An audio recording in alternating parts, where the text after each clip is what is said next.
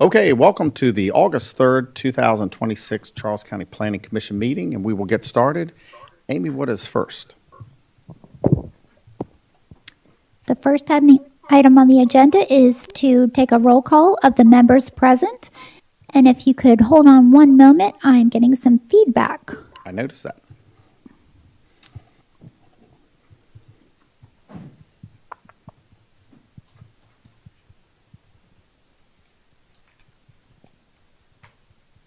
Okay.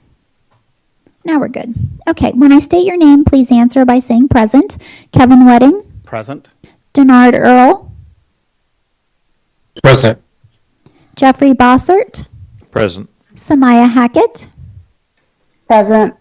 Ryan Sekretarski is absent, Britt Toku. Present. Thank you. Okay, looks like we're all here. So what is the next item, Amy? The next item is approval of the agenda. So hopefully everybody's had an opportunity to look over the agenda, and I would entertain a motion to accept the agenda as written. Mr. Chairman, I'll make a Mr. motion Chair. to accept the agenda as written. Okay, we have a motion. We have a second. Second. Thank you. We have a motion, a second. Any discussion? All in favor signify by saying aye. Aye. Aye. Aye. Opposed? Motion carries. Agenda is approved. Okay, next item. The next item is approval of the minutes. The first set of minutes for approval this evening is the April 20th, 2026 minutes. Okay, so I would be, hopefully everyone has had an opportunity. We have an abundance of minutes to approve, so we'll get through this process. I'm looking for a Mr. motion to. Chairman? Yes, go ahead. Yeah, I'm unable to vote on the June 1st. I was not at that meeting. Okay. So we'll start off with the April 20th meeting, April 20th, 2026. So I'm looking for a motion to approve the April 20th, 2026 meeting minutes as presented and to incorporate as an attachment the summary of the Planning Commission decisions made by the Planning Commission that night on April 20th, 2026. Mr. Chair, I also was not on board on April 20th. Okay?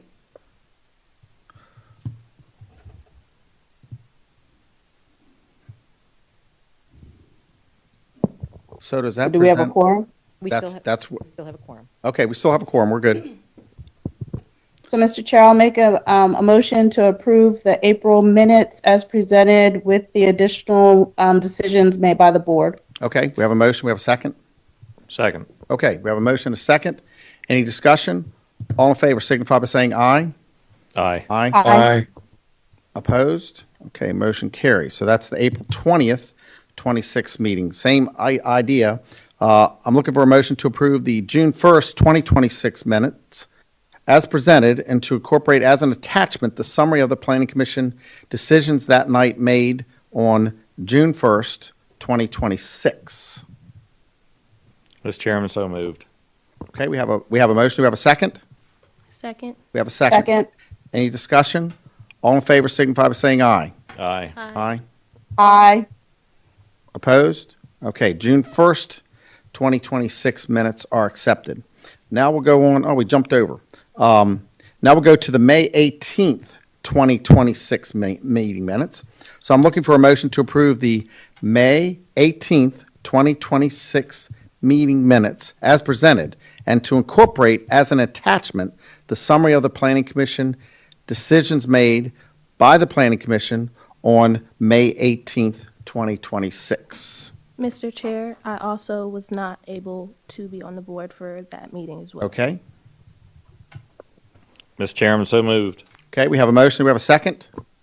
Second. Second. Any discussion? All in favor signify by saying aye. Aye. Aye. Aye. Opposed? Motion carries for the May 18th. Okay, we got one more to wrap it up.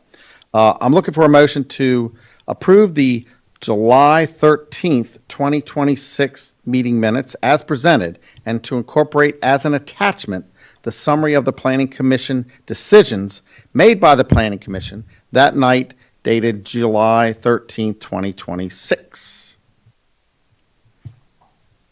Mr. Chairman, so moved. We have a motion. We have a second?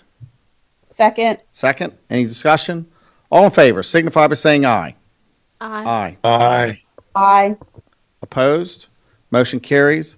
Okay, Amy, that should conclude our meeting minutes acceptance. Okay, thank you very much. Ms. Hackett, will you be dropping off now? Yes, Amy, thank you. Thank you so much for joining us virtually so that we could get those minutes approved. Yes, we really appreciate very that. Thank you, Samaya. No problem. Have a great night, everyone. You do the You same. too, thank you. You too. The next item on our agenda is chairperson's comments. Do you have any comments this evening, Mr. Wedding? I do not, Amy. In the interest of time, we'll keep moving things in a good direction. Thank you. The next item is personal appearances. Ms. Kelly, do we have anybody signed up to make a personal appearance?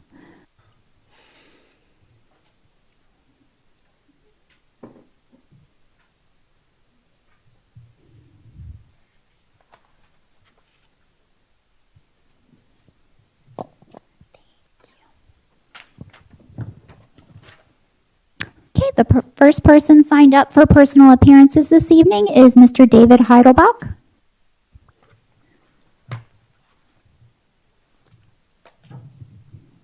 Welcome. Good evening. Good evening.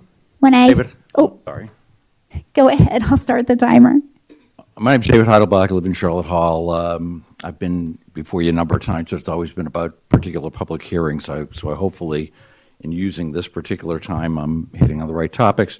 It's been about 3 years since the New York Times had a series of articles on the issue of groundwater in the United States and how it was a countrywide problem, not just in the Southwest. And when I first read them, I was surprised to see Charles County as one of the locations on the East Coast, along with one on Long Island, that was put up as being in severe danger of depleting their groundwater resources. And I've done a good bit of research in the 3 years, and I've tried to bring things to the attention of the Board of County Commissioners. I can't go through all that in 3 minutes here now, but what I would urge the Planning Commission to do is to take a look at, there are 3 reports that are done by Hazen and Sawyer engineering firm commissioned by the county in 2016, 2018, and 2021. This is a problem that the county's been aware of for a while. And there also were a number of presentations and other reports that the county has. And if there are any questions on that, I'd be more than happy to provide a list of things that I would consider pertinent. Big problems are that we're looking towards the solution to our problem being the Potomac River, which, as you probably know, has been at record lows in the last year and has had serious problems.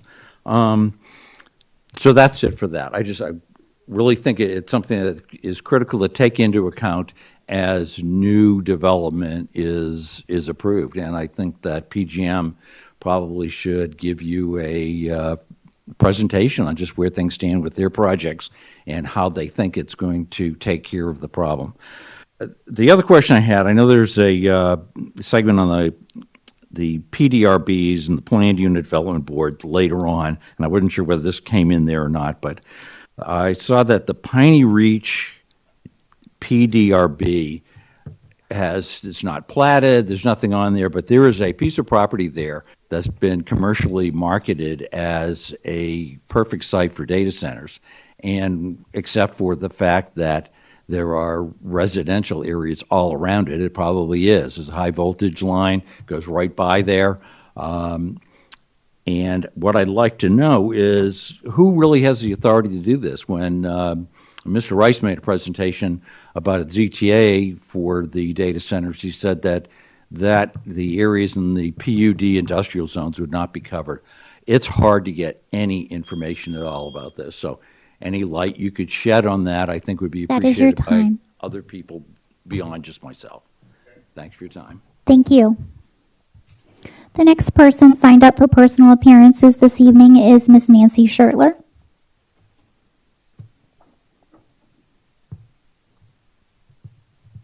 You may begin, Nancy. Good evening. My name is Nancy Schertler, and I live at 14725 Bank City Road in Newburgh. I spoke during the personal appearance section of your July 13th meeting, where I mentioned the Falcon Ridge appeal of this commission's decision to deny yet another extension to the life of a plan that had its original approval over 27 years ago. In that testimony, I quoted from the appellant's letter to the Board of Appeals that said, quote, "By copy of the appeal to Mr. Charles Rice, Planning Director, we are requesting that PGM staff continue to accept, review, comment on, process, and approve all applications made for the subject subdivision while this appeal is pending, without delay and without regard for the current expiration of the preliminary plan as of April 17th, 2026, end quote. In those comments, I also said, of course, the planning director can't grant this request because PGM does not have that authority to continue to review and approve the components of any plan that was deemed null and void when the plan's approval period expired. But on further thought, I realized that I best check with Mr. Rice to confirm that statement was accurate. Unfortunately, it was not, and I regret the error. Mr. Rice replied to my email asking how PGM was responding to the appellant's request was, quote, "While the underlying application is currently subject to an appeal concerning expiration of the plan's validity, the Planning Division will continue to review and provide comments on related applications at this time. However, such review is strictly conditional and does not constitute a determination, express or implied, that the underlying plan is valid, complete, or approvable. However, such review is all submissions are undertaken at the applicant's sole risk," end quote. While I appreciate that the staff review is strictly conditional, I admit to being disappointed that staff time and taxpayer dollars for that time are being spent on a plan that has twice reached the expiration of its approval period and, according to the regulations, quote, "shall be deemed as disapproved by the commission and shall be automatically null and void without any further action by the planning commission required," end quote. From where I sit, it almost seems that over the last 27 years, PGM staff has spent more time and energy keeping this zombie plan alive than the developers. Thank you. Thank you. Thank you.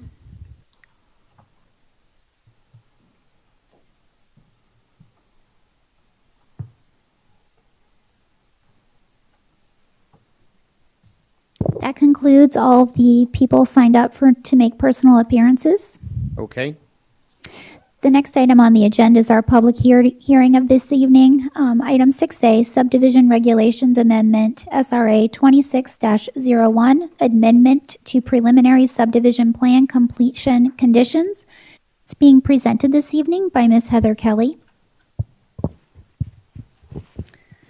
Good evening, members of the Planning Commission. I'm Heather Kelly, a planning supervisor in the Planning Division, and I am introducing to you the next item on the agenda, which is Subdivision Regulation Amendment 26-01, an applicant-initiated amendment to the Charles County Subdivision Regulations.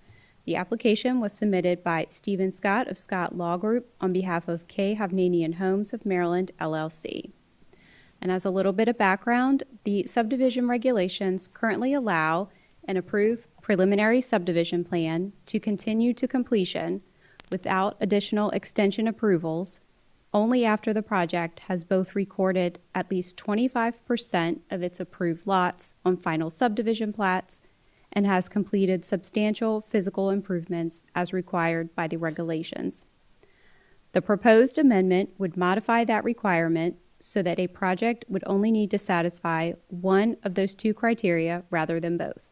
The application also proposes that the amendment apply to properties with an approved and effective preliminary plan as of January 1st, 2026. The applicant has provided a justification letter outlining the basis for the request, which has been uploaded to this evening's agenda and which they will present to the Planning Commission in greater detail. After reviewing the proposed amendment, staff concluded that the existing requirement appropriately ensures that subdivision projects demonstrate meaningful progress through both infrastructure completion and lot recordation before receiving the benefit of continuing without further extensions. Staff did not identify a compelling policy basis for eliminating either component of that standard. Accordingly, staff recommends denial of the subdivision regulation amendment. And that concludes our introduction and summary of our recommendation. And at this time, I would offer that the applicant is here to speak to their request. Okay. Thank you, Ms. Kelly. Do we have any questions for staff? Jeff? Just one question, Mr. Chairman. Do you know how long the current legislation or regulations been on the books? It was enacted by the commissioners on December 3rd, 2013, effective December 13th, 2013. Okay, and then this is the first time that there's been a proposed change? A proposed amendment to those regulations, As far as you know? I believe so. Or Yeah. the- Okay, thank you.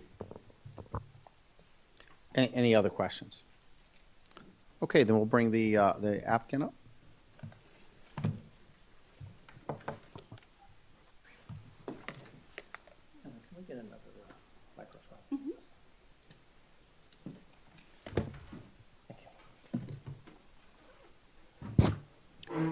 Gentlemen, please remember to state your name and who you're with before speaking.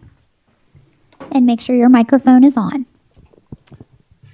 Okay, good evening, Mr. Chair, Planning Commission members. My name is Steve Scott. I'm with Scott Law Group LLC. I'm the attorney for the applicant. With me, Nick Grosclose of Hovnanian Homes of Maryland, and also Ed Carroll of Soltez Engineering. We're going to present some testimony in favor of our application, and of course, are certainly open to questions or concerns or comments the Planning Commission may have throughout our discussion, so please feel free to stop us if you have any questions. First, I'd ask Nick to state your name and address for the record, please, and you need to hit the... Sure. Yeah, I'm Nick Grosclose. I work for Hovnanian Homes. I'm at 216 St. Andrews Road in Severna Park, Maryland. And then I'd ask Ed Carroll to do the same thing, please. Ed Carroll with Soltez Engineering at 401 Post Office Road in Waldorf. So, as indicated in the staff report and the meeting materials, this is a proposal to amend the subdivision regulations and specifically the time period in which a preliminary plan remains effective under the subdivision regulation, or actually I should state that differently. Not the time period, but the prongs for vesting of a preliminary plan. So it's important to note we're not asking for the timeframes to be changed. The initial 4 years, and then there's a possibility of 2 4-year extensions, giving us a total of 12 years. We've not suggested that time frame be amended or changed in any way. As Ms. Kelly indicated, that during that 12-year period, in order to vest your preliminary plan, there are 2 possible prongs that you have to satisfy. One is the recordation on a subdivision plat of at least 25% of your lots within the project. And the second one is the construction of at least 25% of the infrastructure within the project. So if you meet those milestones while the preliminary plan is still effective in that time frame, which is, of course, again, up to 12 years, your preliminary plan then becomes vested and not subject to termination or expiration. So what we're proposing is that we take those 2 prongs, they still exist, but we're going to take the word "and" out and add the word "or." So during that 12-year period, if you were able to record at least 25% of your lots or construct at least 25% of your infrastructure, then your preliminary plan would be vested. And we're going to get into the rationale for that, and hopefully it all makes sense to you. We'll also address the planning staff's response to our application just briefly. So, Nick, you've stated your name and address. Can you give us your job title and your place of employment? Green, yeah, green. So our office is in Gambrills, Maryland. We are mainly a home builder.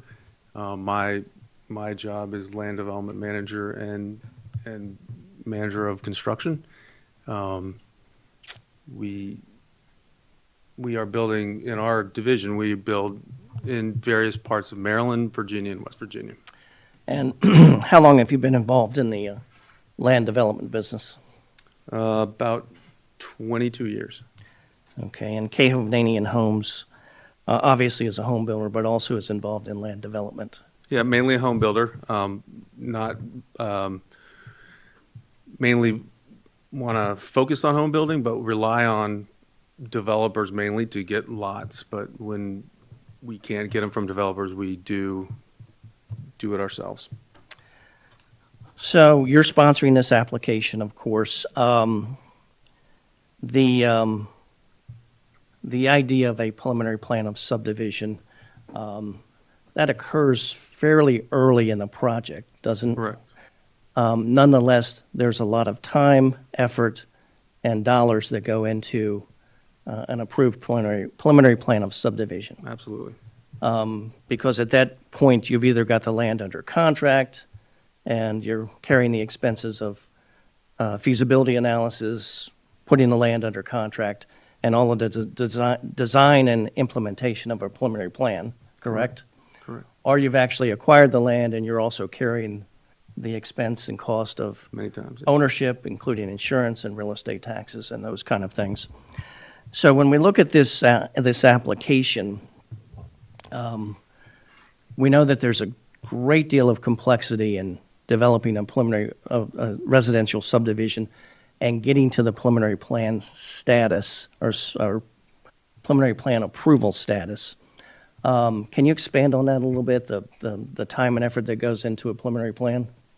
Yeah, I mean, it could take years, and using the use of our engineers, attorneys, third-party consultants, geotechnical engineers, to get to the point where you get the preliminary status. And again, this is I call it the base plan for the project, but it's just one step of many to get to the final permit process. And aside from the complexity and the cost, there's obviously a great deal of time and effort. Mr. Carroll, from a more technical point of view, can you describe what it takes to get to preliminary plan of subdivision? Yes,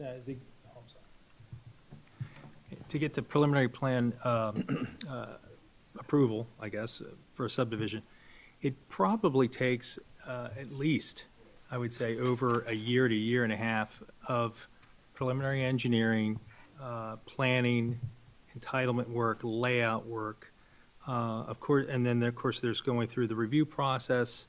The review process involves certainly the county, but it also involves multiple other agencies and groups, including the Board of Ed, SMECO, Health Department. It can involve Maryland Department of the Environment. It can involve Maryland Department of Natural Resources, Maryland State Highway Administration. It's a complex process, but sometimes it can take years. And so bottom line, there's a huge amount of investment at that point. That's correct.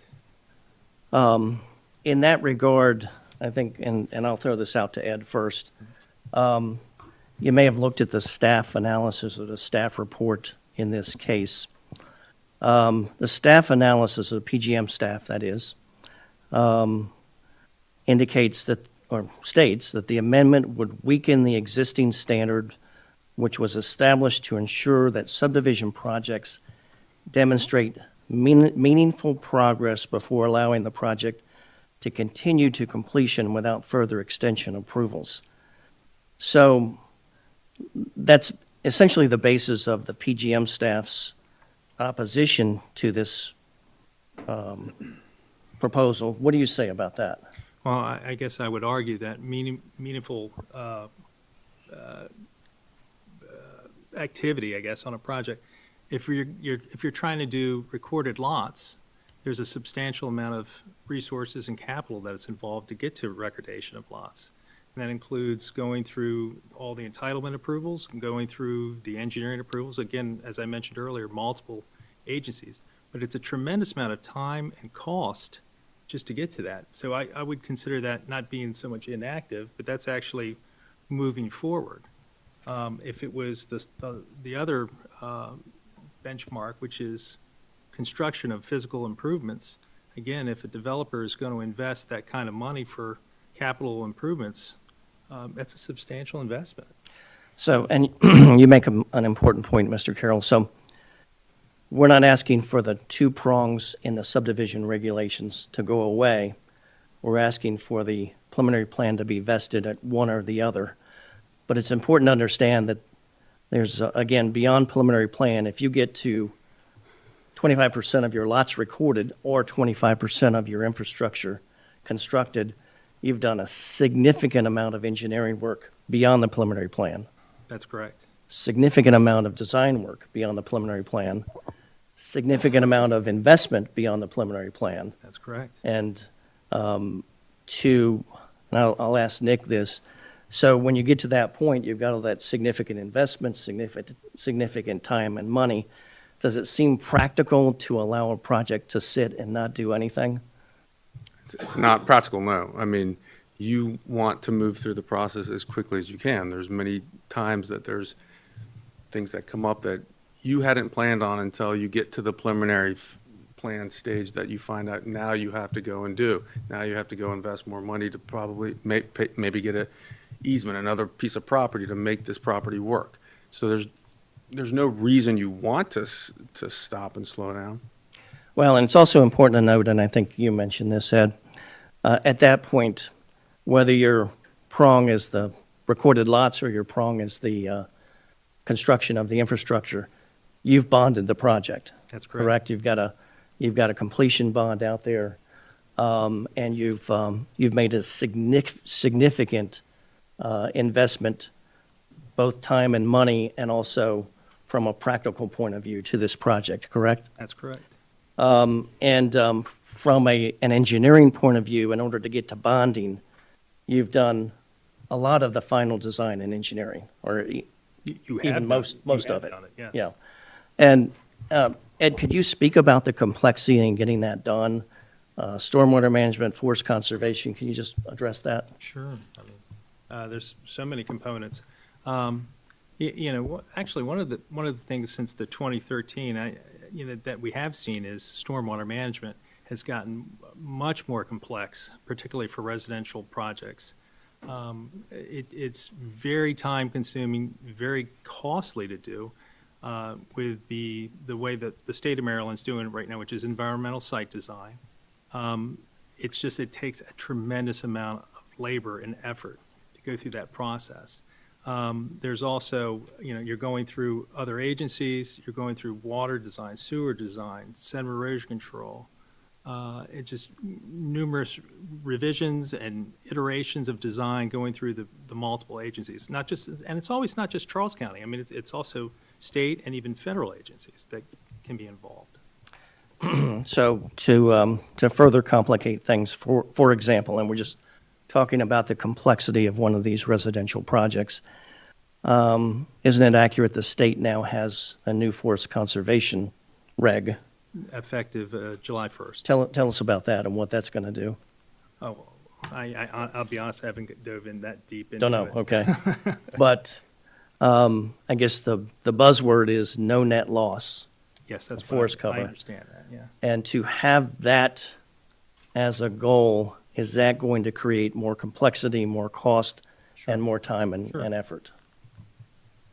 Okay, so, and Ed, you touched on this a moment ago. So the current status or the current regulation as it stands within the subdivision ordinance goes back to December 3, 2013.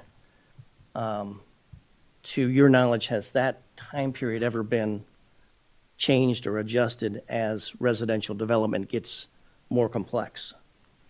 The overall process? Yes. Yes. So, but the 12 years, the 4, 4, and 4 in the subregs, that hasn't changed? That hasn't changed, no. Okay. So, and one may say, wow, 12 years, that's a really long time. Is it a really long time when we're talking about these projects? It depends if there's things that are outside the developer's control. I'll give an example. We're talking about 2013. that was also an era when there was lack of school allocations available for projects. I know I personally had multiple projects that were waiting for school allocations. Now, the county did created a sunset provision, which was good. That way you weren't on the list forever, so to speak. But it's conceivable that you could be on the list for 6 years and then you start. So if you think about it this way, if the clock starts, we'll say 12 years starts at the preliminary plan approval, if school seats weren't available, then there were projects that may not have started for 5 or 6 years.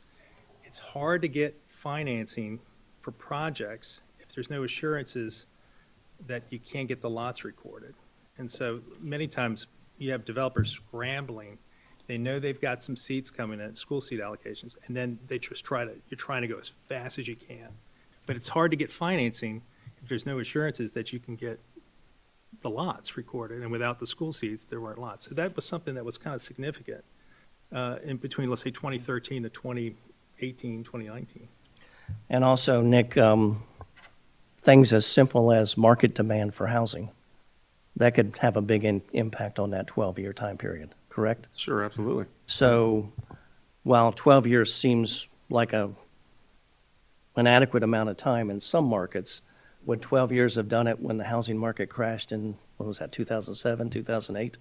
There's a very good chance it doesn't. I mean, as Ed was saying, I mean, it could take you 2 years to get the preliminary plan. Then if you're sitting and waiting for 6 years to get school seats, then you finally get them. Then you're really starting your final engineering. A couple more years there.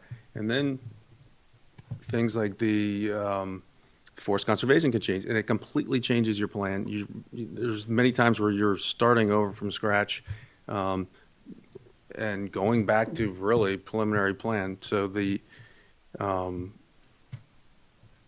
it sounds like it's a long time, but having that over your head to where now you may need to go develop 25% or record 25% can actually cause the problem that I think staff was concerned about. It could actually have the opposite effect. I absolutely argue that could, and many times will, have the opposite effect to where you're now going forward with 25% of a project and developing it and having it partially done just so you don't lose your vesting, which doesn't make sense. Okay. So, Ed, you're sitting at preliminary plan approval stage, and your design and engineering is yet to be done, correct? Are you giving an example? Yeah, so if you get to preliminary plan, you've done some preliminary design, sure. the word preliminary, but you've got a lot of design and engineering left to go, okay? Tremendous amount, yes. So I guess what I'm wondering is, if you've got a preliminary plan, you haven't really vested your project from changes in regulations and ordinances, changes in stormwater management, changes in forest conservation. So you're not avoiding new regulations. You're still out there, if you're doing your final design and engineering, complying with those new regulations. You have to. So there's not a concern about the preliminary plan exempting you from something else that may come along. That's correct. An example being this change in the forest conservation Right. ordinance. You have to abide by the new regulations. So from that point of view, the PGM staff's concern doesn't seem to hold water, correct? Yes, I mean, the county, in my opinion, the county's not prohibiting them from reviewing the project down the road. There's many times that there's the opportunity for the county to review the projects and keep those moving forward. The preliminary plan isn't the final stop, believe me, in the long process that there is for development to get to a permit. Okay.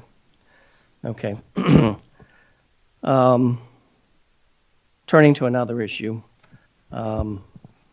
housing availability and housing affordability. This is a very hot button these days.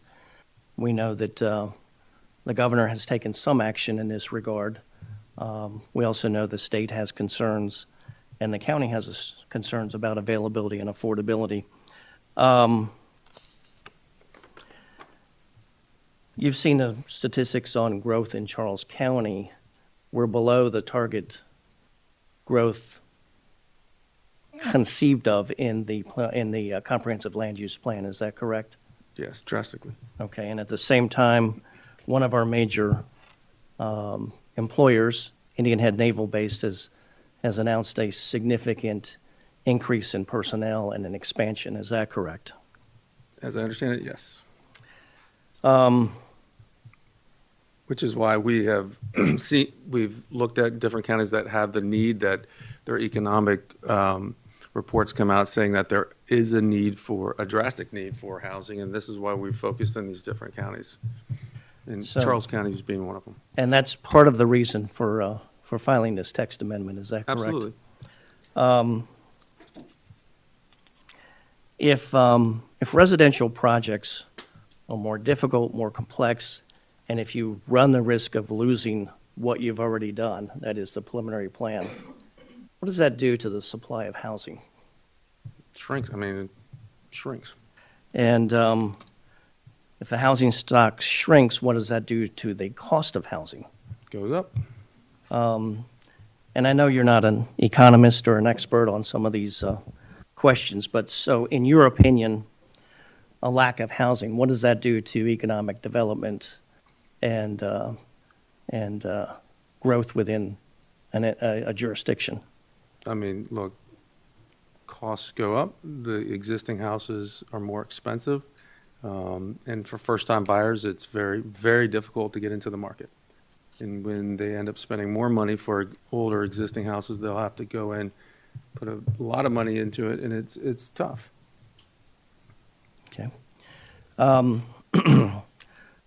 Other rationale for this text amendment generally is, I guess if you had to look at the big picture, predictability and consistency.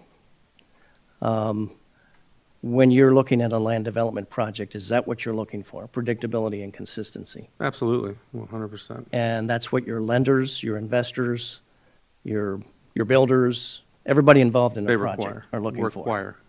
And would this add some level of predictability and consistency? I think it helps. It helps. It helps. So you told me that really there should be no expiration of a preliminary plan. I believe that there should be no expiration in a preliminary plan. I don't see the negative effect to the county if a preliminary plan on paper stays valid. I mean, there are other things in place, your school seats will expire, new regulations that come into play, you have to abide by them down the road. But by putting the need to go and, do something like build 25% or just plat 25% to keep it, I mean, I don't see how that helps. I don't think it's a positive. I think it's more of a negative. And this is particularly acute for larger phase developments, correct? Sure. And with respect to the expiration of a preliminary plan, you had indicated to me that while this text amendment goes part of the way, you'd really like to see a preliminary plan stay valid and active. Absolutely, I would. But I this- think but that's the this best. does- But this is meeting half. This meets halfway, and this does help, okay. And there is the need, you still to have skin in the game. Okay.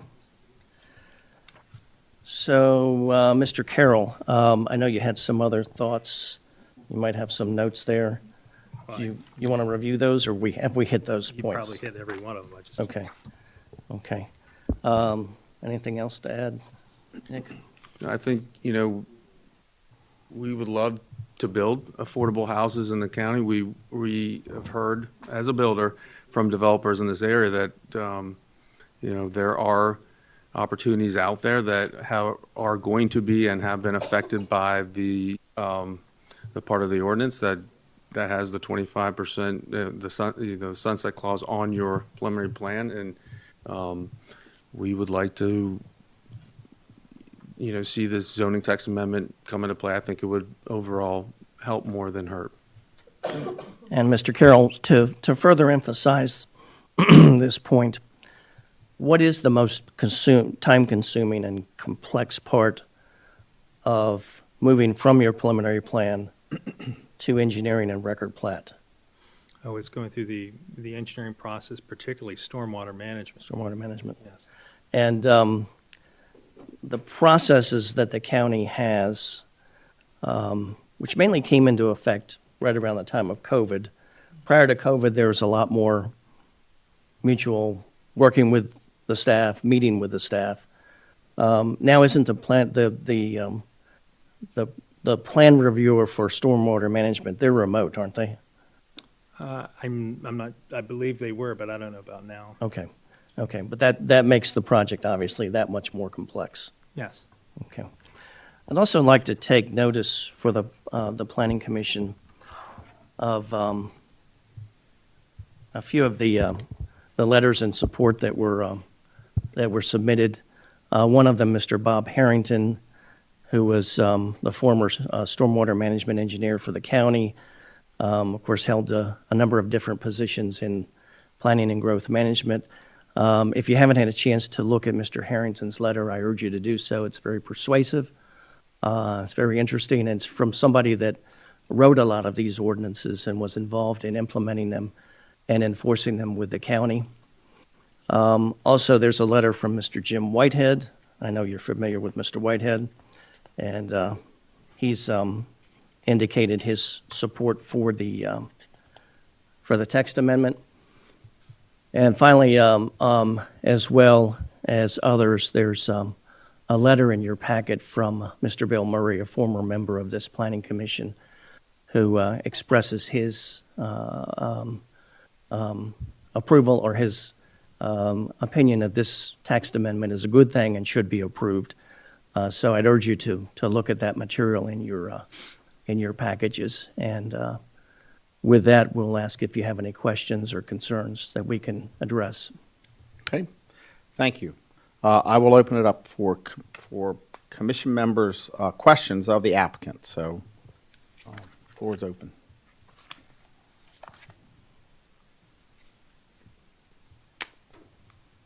Jeff. So, Mr. Chairman, a lot of detail that you presented there, so I'm going to try to parse through it. So, since 2013, in your purview, has there been any challenges where you have not been able to meet the current regulation since 2013? Mr. Carroll, you want to address that? Yes, I've had a project that did have some challenges, primarily as associated with school seats at the time. Currently today, the school seat situation is a little different than it was 6-7 years ago. But at the time, that project was subject to this subregs and that section of the subregs and had a very difficult challenge trying to get school seats. Ultimately did get the school seats, and then that started the capital investments. Because again, trying to get financing on projects, it's kind of challenging to get unless you know that you can record the lots on the end. So on that particular project, it was kind of a scramble to try to get there at the end.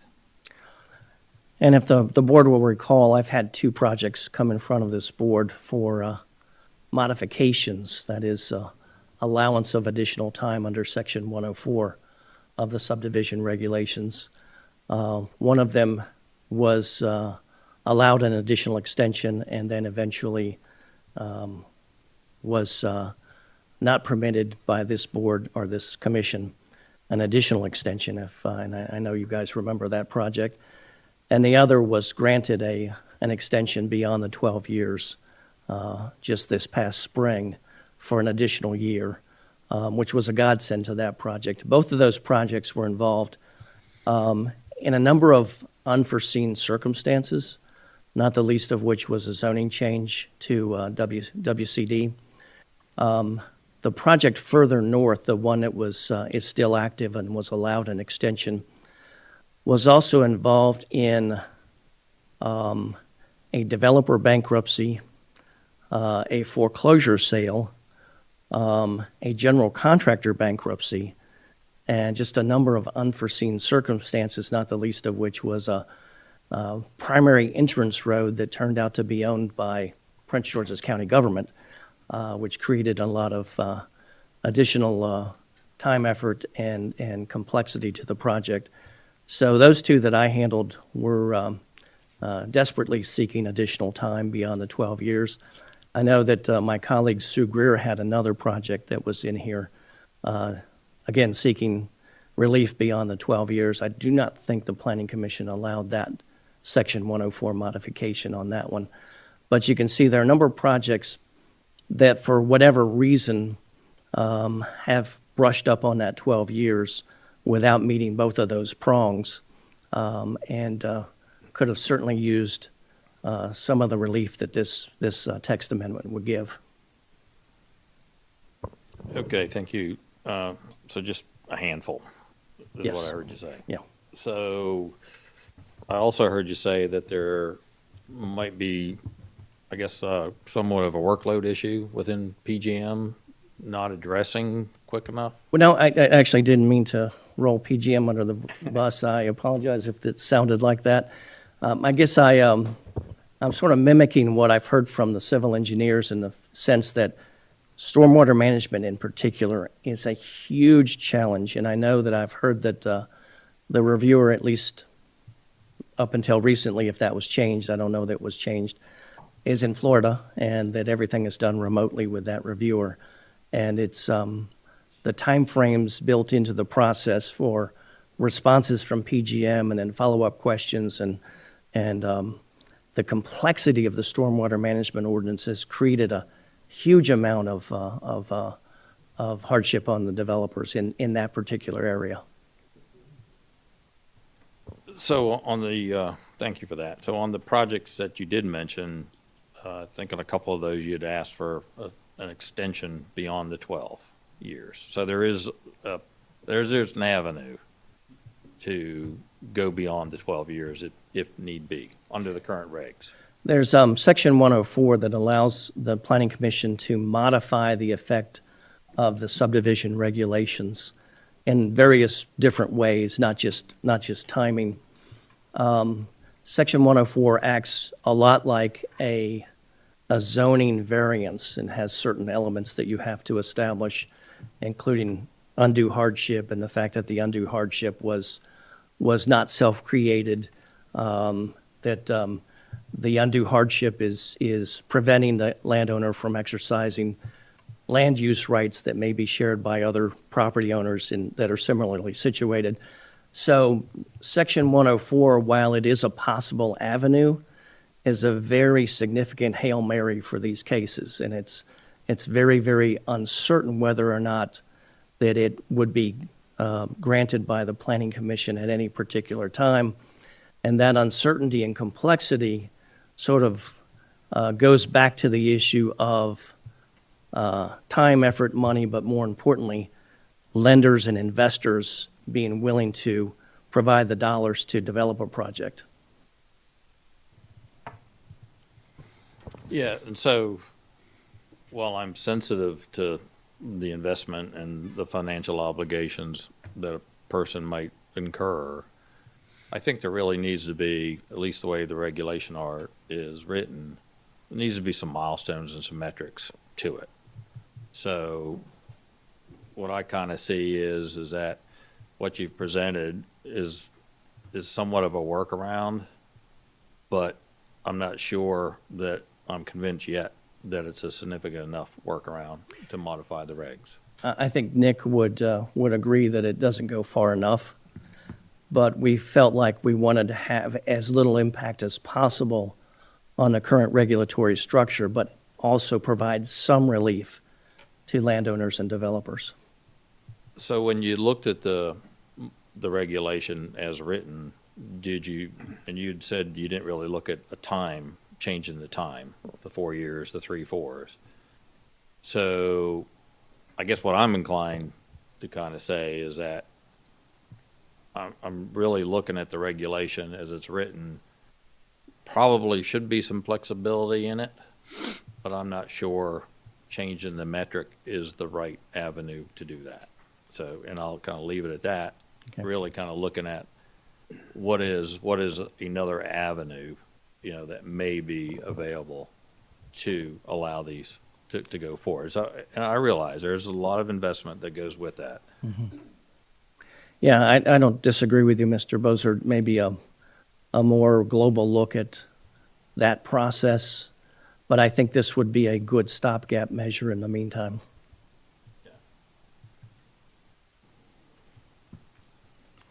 Any other questions?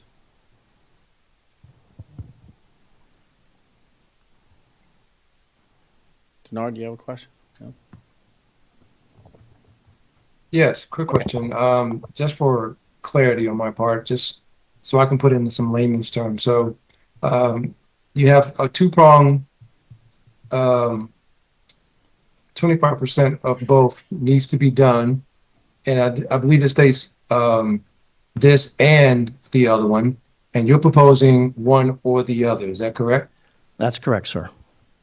Okay, so let's say you finish one prong, it's 25%, you're done. And the other one is that you already moved on. What is your timeline proposal to have the second prong up to 25%?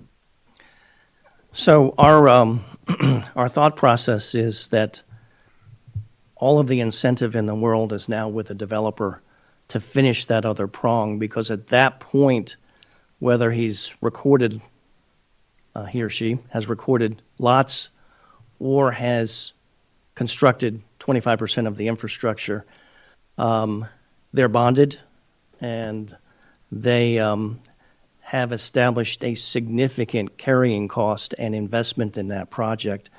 And we just don't believe that there's any developer that we know of, at least, unless there, again, is an unforeseen circumstance, which happens all the time in these projects. We don't believe a developer is served at all by letting that project sit, and especially with the bonds hanging out there. That makes sense, agreed.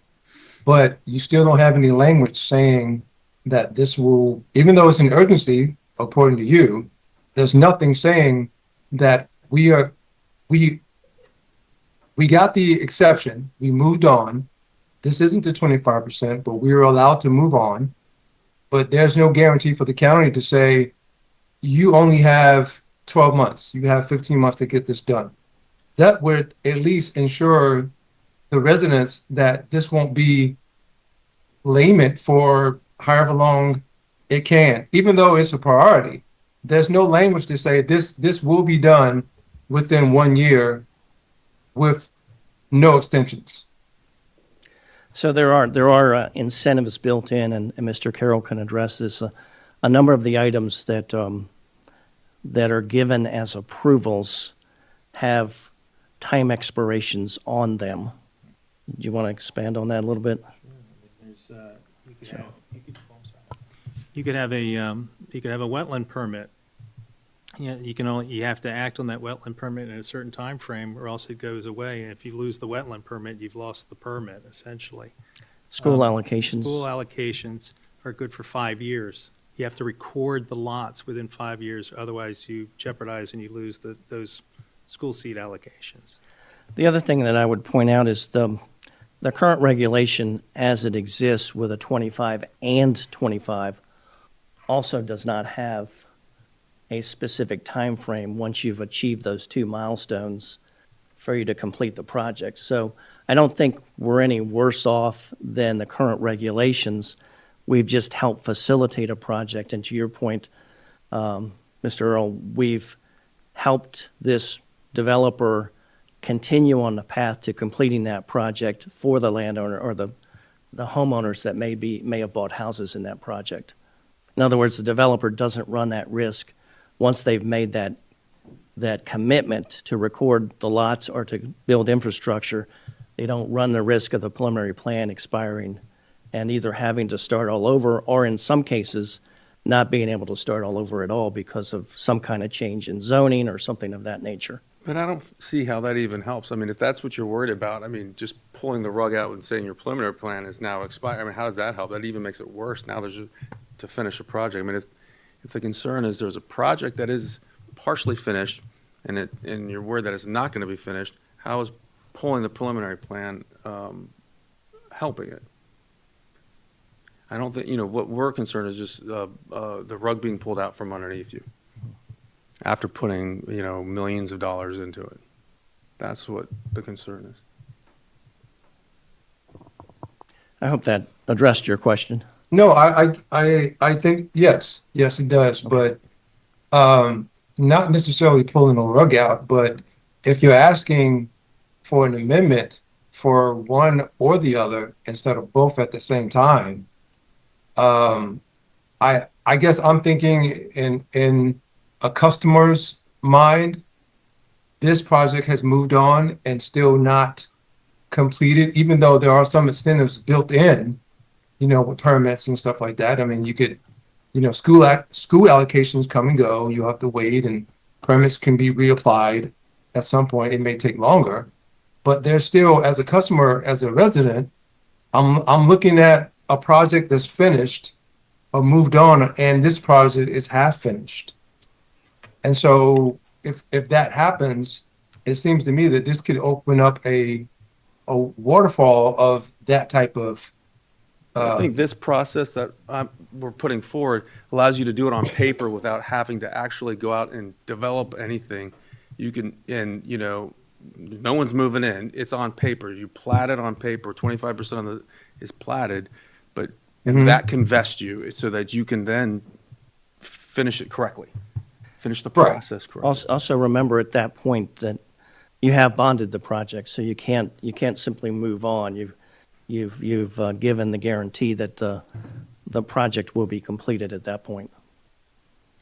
Okay, so, and this is for your counselor, basically. So what is that, how does that alleviate you coming back and asking for more time? So what we're doing is by inserting the word "or" instead of the word "and," that's ORR, is we're allowing a developer to vest that project that he's now bonded at an earlier stage to assure the final completion of the project without the expiration of the preliminary plan. All right, thank you. Right. Yes. While I understand it's very, it would be very helpful for the developers, I'm just wondering, these things, the regulations are in place for a reason, and everyone is going to have to deal with them, outside of you all as well. But when it comes to how it looks, and people are driving and people are seeing it, it sounds good and everything would be good on paper, but I don't see how it would be beneficial to Charles County for how it looks for people who don't know what's on paper. Actually, kind of flipping that, and we talked about this a lot in preparation for this meeting. We were trying to conceive of how it would be a detriment to Charles County to amend the ordinance as we've suggested, because, again, when you look at the planning staff's rationale, it talks about demonstrating meaningful progress, ensure that projects are advanced in a balanced and coordinated manner, rather than partially completed developments or subdivisions that exist primarily on paper. And then it also says, demonstrating substantial progress. We're not sure we completely understand those comments because we don't think that this text amendment changes the time, effort, money, or more importantly, the progress or the commitment that the developer or the landowner has made toward completing the project. In fact, quite the opposite. We think this helps the county because it would help a developer vest their preliminary plan and not run the risk of the preliminary plan expiring while they're part of the way through the project. So we kind of flip that analysis, and I think that that's probably how most logically the rationale lines up for this text amendment. Okay, another question. So if are the percentages a concern? Could you decrease the percentages, and would that be something you all would consider? As in, if it's not 25%, would decreasing Yeah. the percentages? We haven't talked about that. That would certainly help as well. But one of the things we were trying to do was keep this text amendment application as simple as possible and keep it to maintaining the current language as closely as possible, because in our view, the least disruption to the current concepts of vesting your preliminary plan, the better off it is, and the more acceptable that would be to the county, including this planning commission. So we didn't really look at that idea, but that certainly could help as well. Anything else? Okay. Go ahead, Jeff. Just a real quick question. So when you drafted or looked at the current regulation and suggested the edits, did you meet with PGM staff? Did you guys meet with the PGM staff to discuss this? We submitted it to them and then had a few discussions. It was clear very early on that they were not in favor of this. So there was no real discussion on any flexible condition, And we had one Teams meeting. We had one Teams call. on Teams meeting? Yeah. Okay. Yeah. So I guess, at least the way I look at it, is that obviously the staff recommendation, is leave it as is. I'm kind of inclined to agree with that. However, you make a compelling argument. And my question then and comment is, I think you kind of need to meet with the staff and kind of come to some resolution on what makes sense. Obviously, if you're saying the stormwater management regs, step 1 to 3 have changed, everything else has changed, the regs, 13, 12 years old, okay, I think there should be a thoughtful discussion on how this would improve the conditions, given the fact that there should still be some metrics in it. Sure, and we're always happy to collaborate with staff if that is something that people may think is helpful. Sure, absolutely. Okay, thank you. Right, go ahead. Last question. So this is for clarity. So are you guys saying with 4 years you guys have to have fulfilled the 2 parts of the prong, or within 12 years you all? So it's within the 12-year period, and it's either prong, either one or the other. So if you all were successful and one was taken out, where would that leave you all within your development? I would assume that would push things back or prolong if you were not fulfilling it within the first 12 years. Yeah, we haven't suggested a change in the timeframes.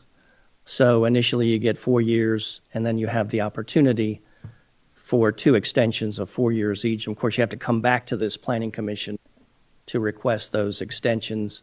They're fairly liberally given.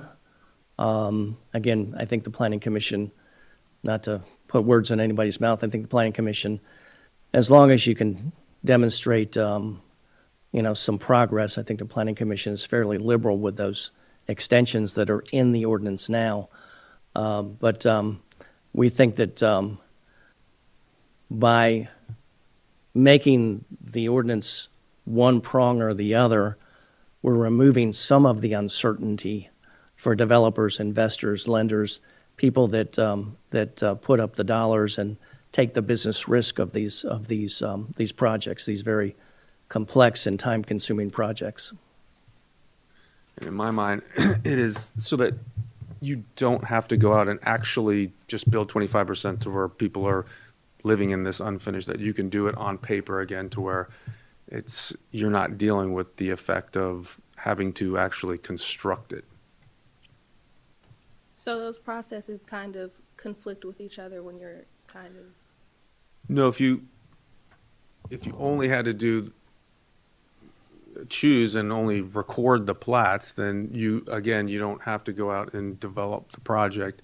You can just do it on paper, record those plats, and you're vested. And then for whatever reason that the holdup is that you're working through, gives you time to work that out before you actually go and construct the project, before you take one tree down. Right. Okay. Good. Mr. Wedding, as a reminder, this is a public hearing open to public comments, and we do have several members of the public signed up to speak. Okay, we'll bring the public up in just a little bit. I have some comments. First of all, I'm all in favor of making some common sense decisions that makes this process less laborious. As we all know, development has a long process, and if we can do something to try to help that, there was a statement made when Indian Head was before us, giving a phenomenal presentation of what the base does and how they affect the county. The question was asked, what can the Planning Commission do to help them? That should probably be a question of what can we do to help applicants? And I think this needs a little more work session or something, but I am definitely not opposed. Let me ask you something, Mr. Scott. You want to change, the language goes from and to or. Does that fix your problem? Does the and going to or, meaning you can do one and not both, does that fix a problem? It helps significantly, yes, it does. Now, I have many clients, including the one to my right here, who'd say, well, it doesn't go as far as we'd like for it to go. Right, we've heard that. But again, we were trying to be relatively low impact on the change to the regulations, and without kind of ripping a Band-Aid and suggesting that, we throw out the current regulations and rewrite the entire process. Sure, understand. That's my only comment. So this is a public hearing, so we'll bring the public hearing. Any other questions from Planning Commission members? Okay. Of course, Thank you all. we're happy to come back up if you need us to Okay. clarify. Thank you.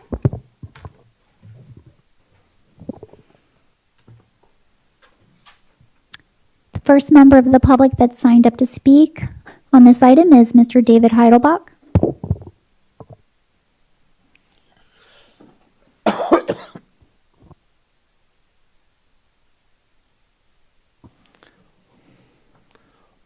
Welcome up again. Hello again. My name is still David Heidelbach. I still live in Charlottesville. I didn't have anything really planned. This is what I came, but it's more of a response listening to the presentation. I think Mr. Bossert really asked a lot of the questions that I was going to have in listening to him. I think that in general, I agree with the PGM assessment, and they're not really known for being, anti-developer. So when they come up and reject something, I think it should be given a lot of merit, what they put forward. The applicant's given a lot of broad claims of complexity and cost, but when asked for any specificity, like from 2013, things like the school seats, which was sunsetted in, the provision was brought up. It's no longer an issue. The focus seemed to really go on the number of years, but they're not looking to extend the number of years. They're asking to remove a significant part of the conditions. And the Planning Commission has granted extensions when asked, and you have a process in place. The only real hardship on them appears to be that they have to come and make their case as to why they need the additional time. And it seems like just granting an indefinite extension to this is a significant concession on this process. Sorry,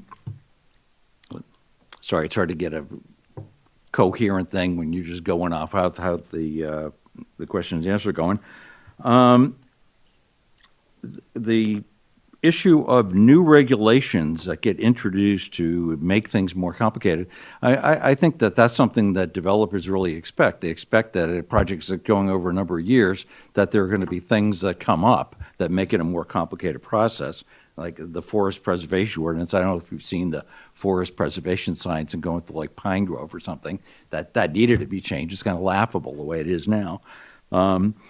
Another thing is that while I believe the gentleman here was a relatively small builder, this is a business that has had, like a lot of others in the country, significant consolidation, and the big players are becoming bigger.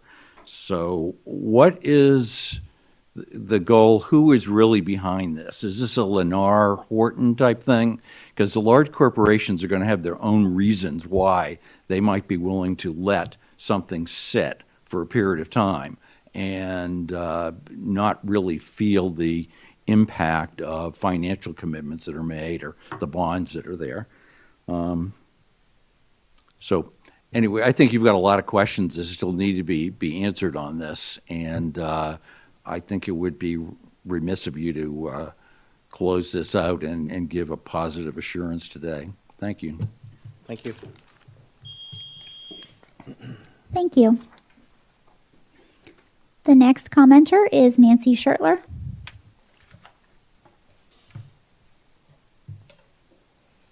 Welcome up again.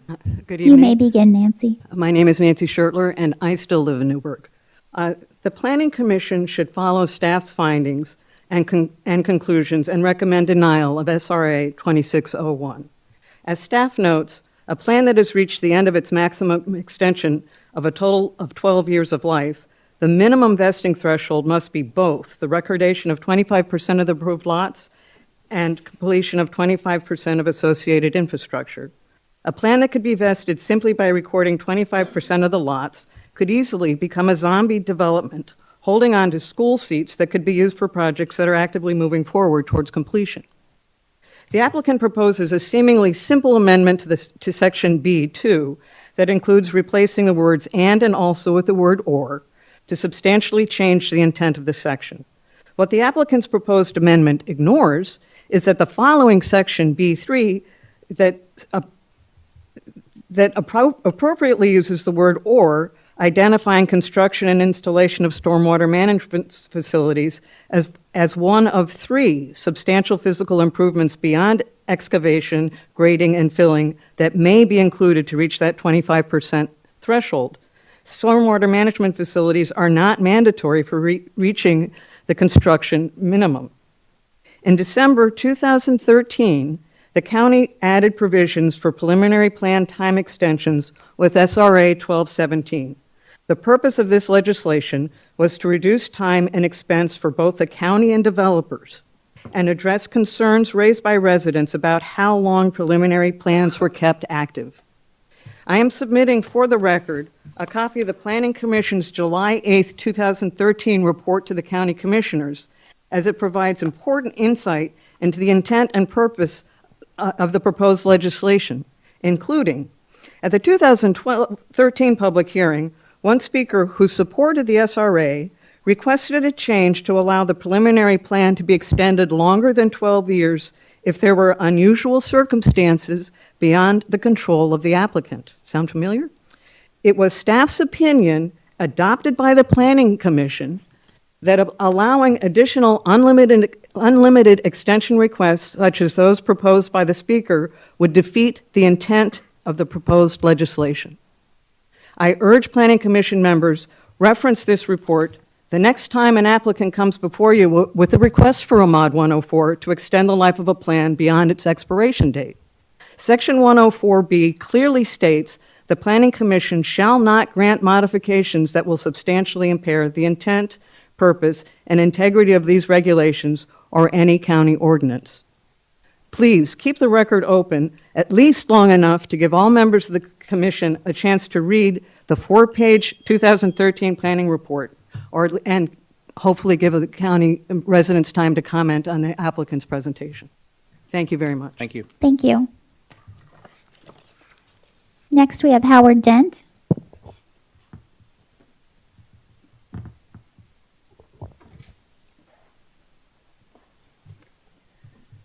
Good evening. Good evening. I'm Howard Dent. My wife and I own a home in Banks of D Road in Newburgh. Thank you for the opportunity to speak. I spent my career as a teacher. One of the things about teaching is that you have a start date and an end date. You start in September and the kids are gone in June. You can't go to the Board of Ed and say, I have my lesson plans done. Can I have a couple more months to teach them? You know what the kids need to learn during the time you have them, and you set benchmarks to see that students achieve those goals. Builders have 12 years to record 25% of their lots and build 25% of their infrastructure. I urge the Planning Commission to concur with staff analysis and findings and recommend denial of proposal SRA 2601. The applicant goes into great deal about the challenges and costs to construct and install stormwater management facilities for a project and the onerous MDE stormwater management regulations. Stormwater runoff is the fastest growing source of pollution to the Chesapeake Bay, and these new stormwater regulations are needed to protect the health, safety, and welfare of county residents. The applicant has made my point. They know what has to be done within the timeline. They spelled it out here tonight. Mr. Scott even cited a recent property with problems, and it was resolved using the current system. He showed that the current regulations don't need to be changed. The existing legislation specifies what must be done during the time period, and the applicant has the opportunity to plan for a variety of circumstances that may occur during this period, just like teaching. The Planning Commission should follow staff conclusions and recommend denial of this request, and I thank you. Thank you. Thank you.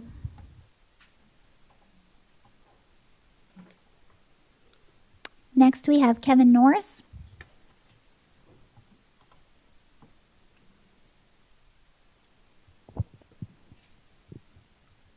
Welcome, Mr. Norris. Please turn on the microphone. And you have 3 minutes. Please start with your name and address. My name is Kevin Norris, and I'm in California, Maryland. I am a professional land surveyor. I'm also an attorney. And to date, I represent Maryland Society of Surveyors because I'm the president of Maryland Society of Surveyors. So one of the opportunities I've had is being able to talk to many people, surveyors, engineers, also people in the government, economic development. As president of the Maryland Society, I've gone to North Carolina, to New Jersey, Ohio, everywhere in between, and I look at something that's a common theme, and that is housing, and housing that becomes affordable. And I don't mean affordable housing like workforce development. I mean something that people can actually afford. While this planning commission can't fix all the issues related to cost, one of them is in Charles County is a lack of surplus of lots, a lack of inventory. When this amendment went into effect, there was thousands of lots that were in inventory. Now there's hundreds. And so the lack of surplus, you have cost is going to go up. There's no competition. If you had one grocery store, they're going to charge more. You have a lack of lots, the cost is going to go up. So you assume the developer can pay the cost, that's fine. However, it's always going to be passed down to the consumer. And if you want to have an effect on housing, an effect on people, affecting the cost of what they have to pay for lots is part of it. The issues that result here with this amendment, I've been doing development at times since the early 90s in Charles County. Seen lots of different changes. I saw this go into effect at the time when it happened. Things happen. You heard about school seats. Right now we don't have a school seat issue, but so much changed after COVID, cost-wise. Issues happened that related to the pandemic. I had projects that tripled in cost. How do you deal with that? In the middle of your process, you now have something that doubles and triples in cost. Now, some of that's commercial because of steel, but still you have issues related to cost driving up that were unforeseen. So I could go on and repeat a lot of things, but I know you don't like to hear things being repeated. But my thing is you've heard a lot of good testimony about the process and the length of it. I agree with Mr. Bossart, Mr. Wedding, like if you could ever do something that sort of eliminates some of the process, shortens the the method to get to the finish line. That's just a result that ends up being passed on to the consumer. That is your time. Thank you so much. Thank you. Next, we have Tim Lessner.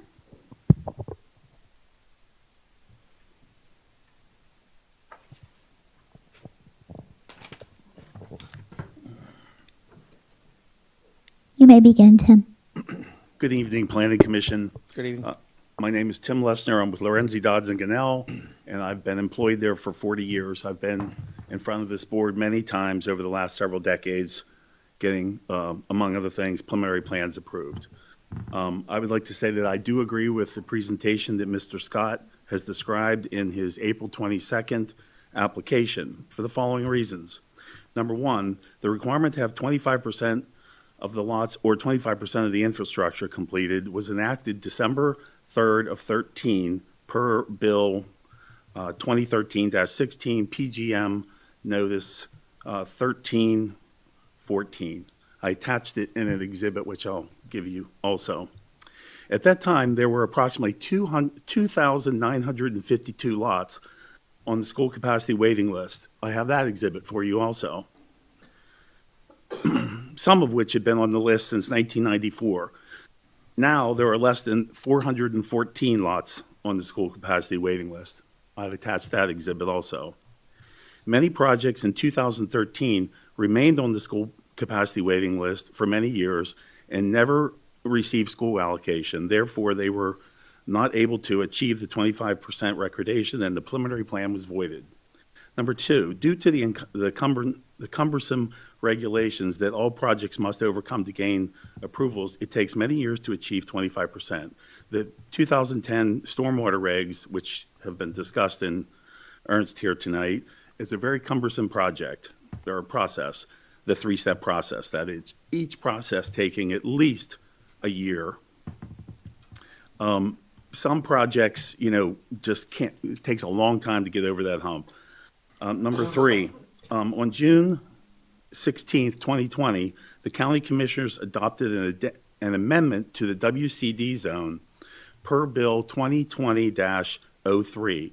This allowed preliminary plans in the WCD to be grandfathered at 10%, which answers your question, instead of the 25%. Now, there were only a couple of projects at the time in that WCD zone, but the fact is that the county commissioners saw the light on this.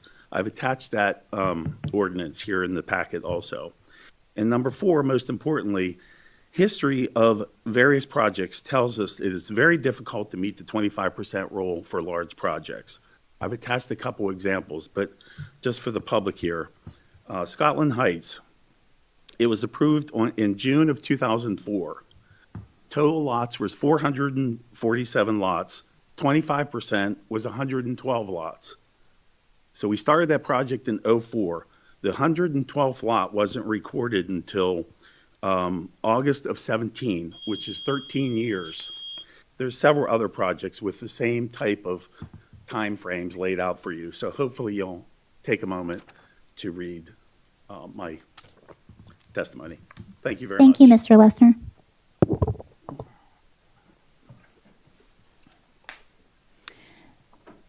Next, we have Ayana Moore.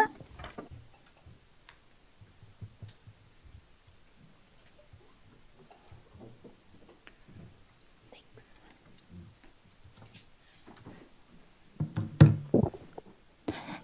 Ms. Moore, please start with your name and address. You'll have 3 minutes, Welcome. Thank you. and you may begin. Thank you. My name is Ayana Moore, and I reside in White Plains, Maryland. And today I'm speaking in support of SRA 2601. I believe that everyone in this room shares a common goal. We want to ensure our community remains livable, vibrant, and accessible to families and workers at every income level. However, achieving that goal, it requires us to be candid about the barriers currently standing in our way.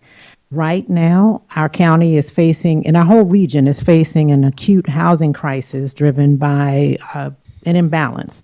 Demand for housing continues to skyrocket while new supplies simply cannot keep pace.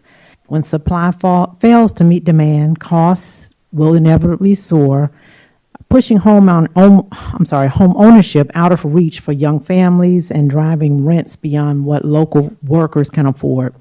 The issue in Charles County isn't a lack of desire or capital to build. It is simply the process. Although I'm sure well-intended, our current framework has created unintended bottlenecks that stymie the development pipeline. The protracted approval timelines, overlapping regulations, and just simply as outlined tonight, complex administrative hurdles add significant risk, delay, and financial costs sometimes to every single project. And every month that a project sits in regulatory limbo, holding costs accrue, construction costs rise, and fewer housing units ultimately get built. And those higher costs are passed on to consumers. SRA 2601 offers what I see as a crucial and necessary step forward. By updating and streamlining the process, this amendment eliminates unnecessary friction while preserving reasonable oversight. It helps to unlock the housing pipeline so that home builders can deliver the new homes our community desperately needs. And I feel that increasing the housing supply is the single most effective long-term solution to tackling housing unaffordability. In closing, I just strongly urge you to vote yes on SRA 2601. Thank you for your time and for your leadership. Thank you. Thank you.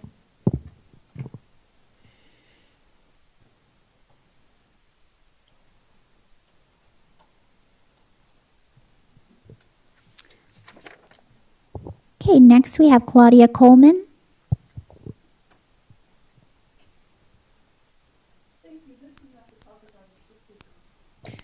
Okay, thank you.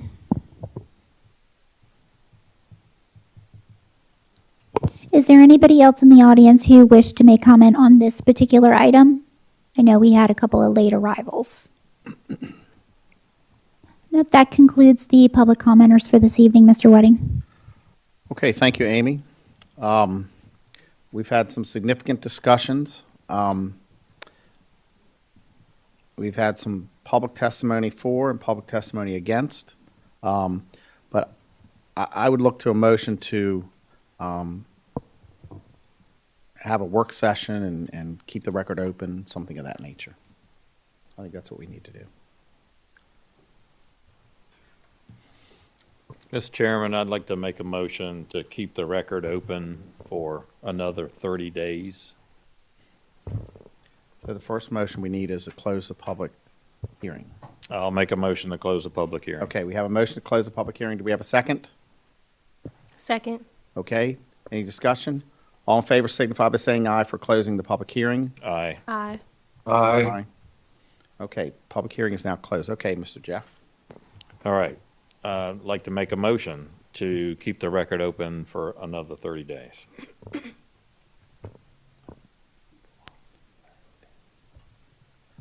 Mr. Bossert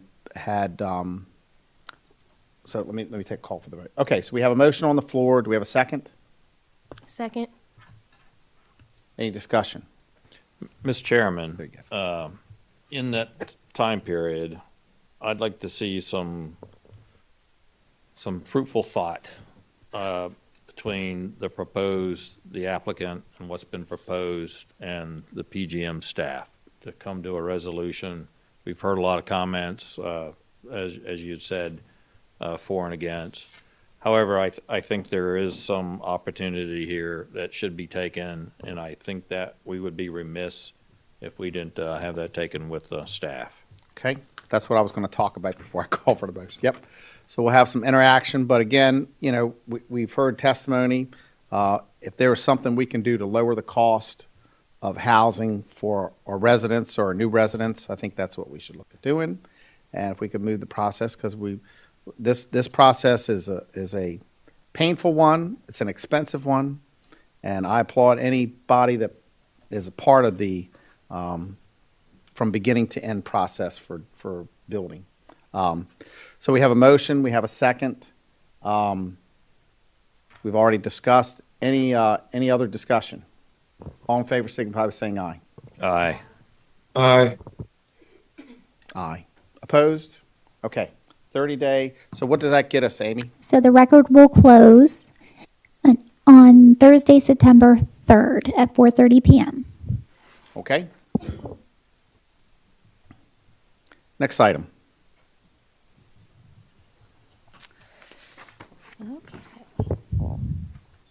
Next item on the agenda, item 9A, nope, I think I jumped ahead, hold on. So I will say this, one other thing, Chairman's comment. So we heard a discussion about school allocations, and I see one person I'd like to include in that. We heard about school allocations being a snag or certainly a funnel in 2018, 19, certainly when I was on the Planning Commission, but Wayne Magoon, Rob, and Bill Murray, all of us saw that as a problem. And there was another person that planning PGM staff was important, but Jason Groth was part of that. We saw a problem, and the sunset provision was put in place, and I think school allocations have now been maybe not eliminated, but certainly their effect has been marginalized with the sunset provision. So I just wanted to say that. Thank you, Jason. Our pleasure. And it wasn't just me, it was many people, absolutely, staff who worked together to make changes to the policy.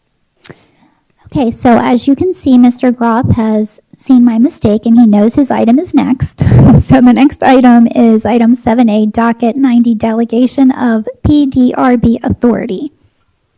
Well, good evening, everyone. I'm Jason Groth. I'm the Director of Planning and Growth Management, and I've got a team of folks here that are going to do this presentation together, so I'll pass to Kathy first. Hello, Kathy Reisinger, Deputy Director for Planning and Growth Management. I'll switch to Steve.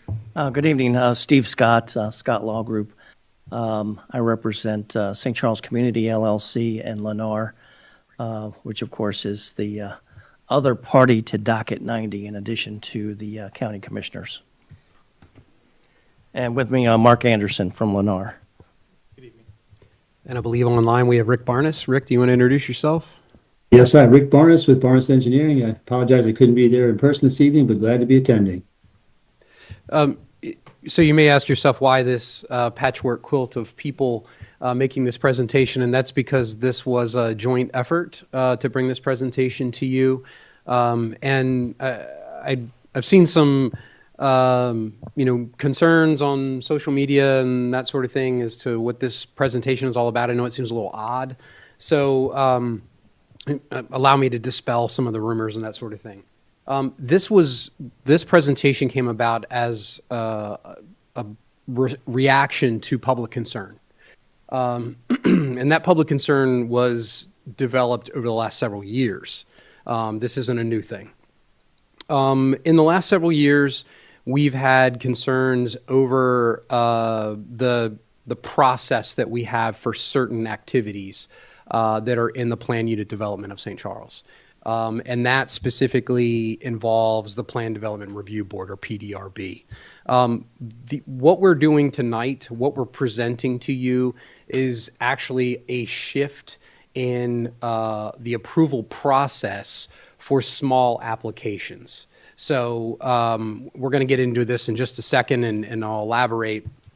But in essence, what we're here tonight to do is not to give more authority to the PDRB, like I think there's some fear. We're actually asking, or partnered with Lennar and St. Charles, to take small applications like people who want to build a deck, they want to put up a fence, they want to modify the property in some minor way, a shed, that sort of thing, to take those smaller items and not require PDRB approval like it is today.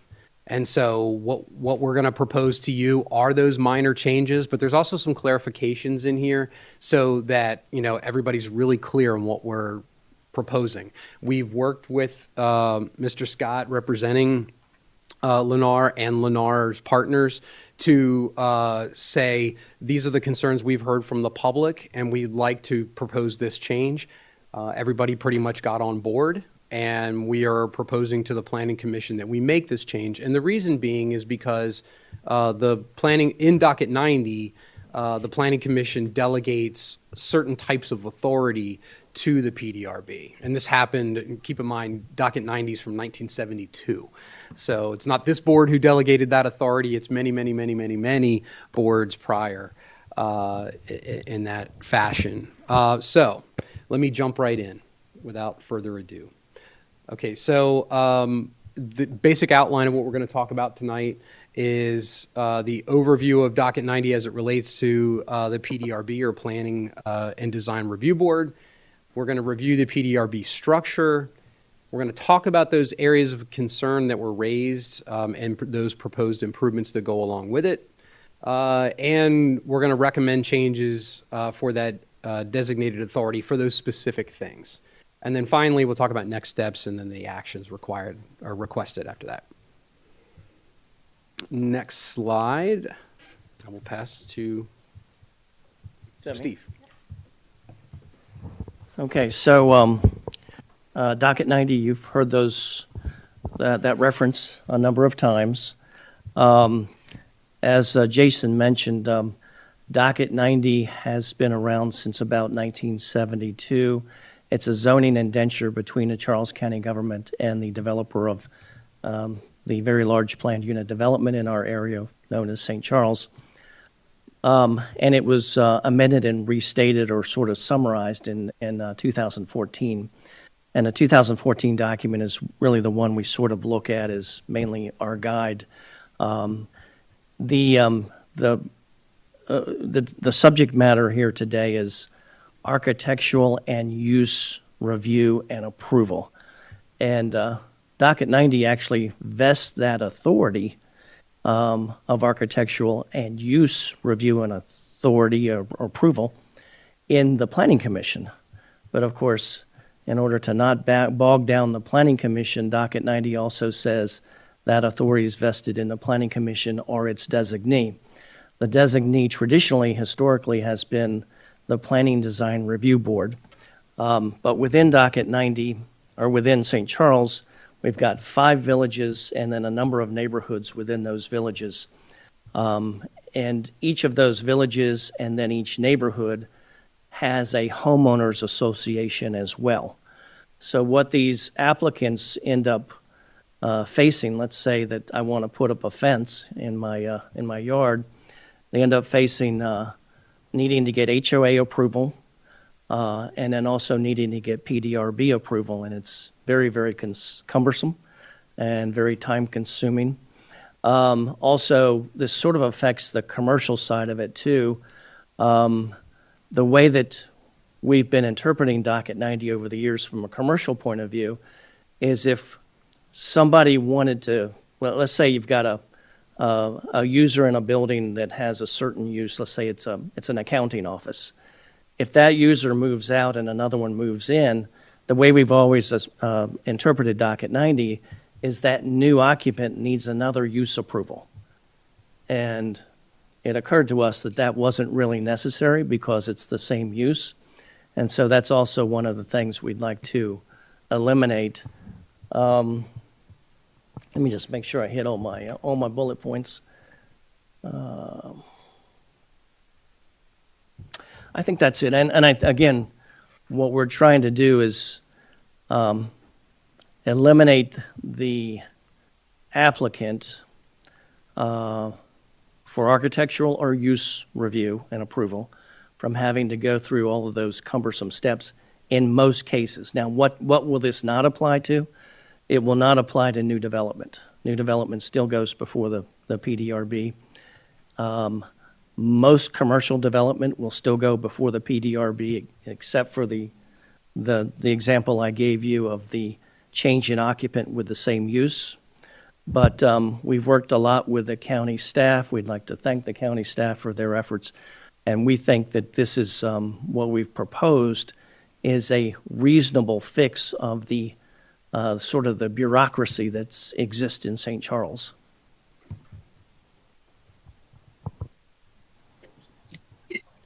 So I believe before we you're move on to the next, okay, thank you. Moving on to the next slide.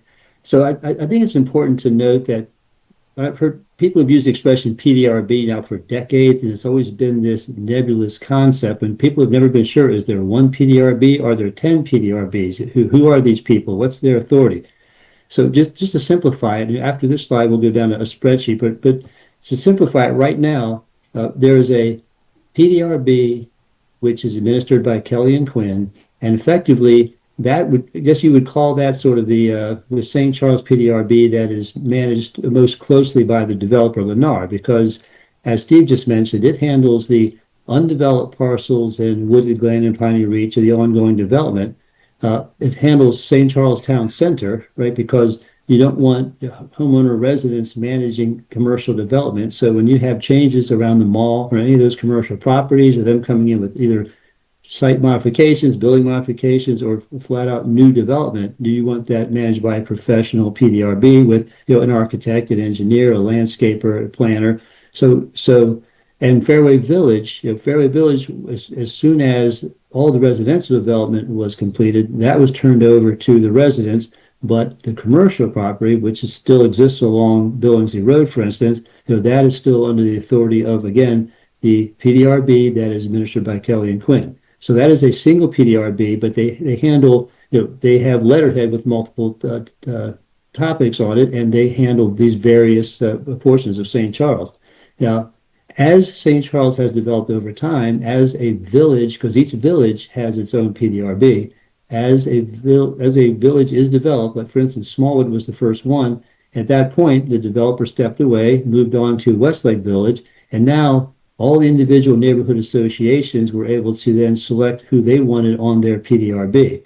So the PDRB is funded by association dues. They select their members, they hire their professionals, and they manage their own village PDRB. Again, that is Smallwood, Westlake, and Fairway, as I mentioned, residential only. And what makes the PDRB so critical to these homeowners is the following sentence, right? The county requires PDRB approval before issuing any permit or plan approval. So there was a while, and maybe some people in this room suffered from this regulation, but there was a while where you needed a building permit to install a fence that was more than 6 feet high.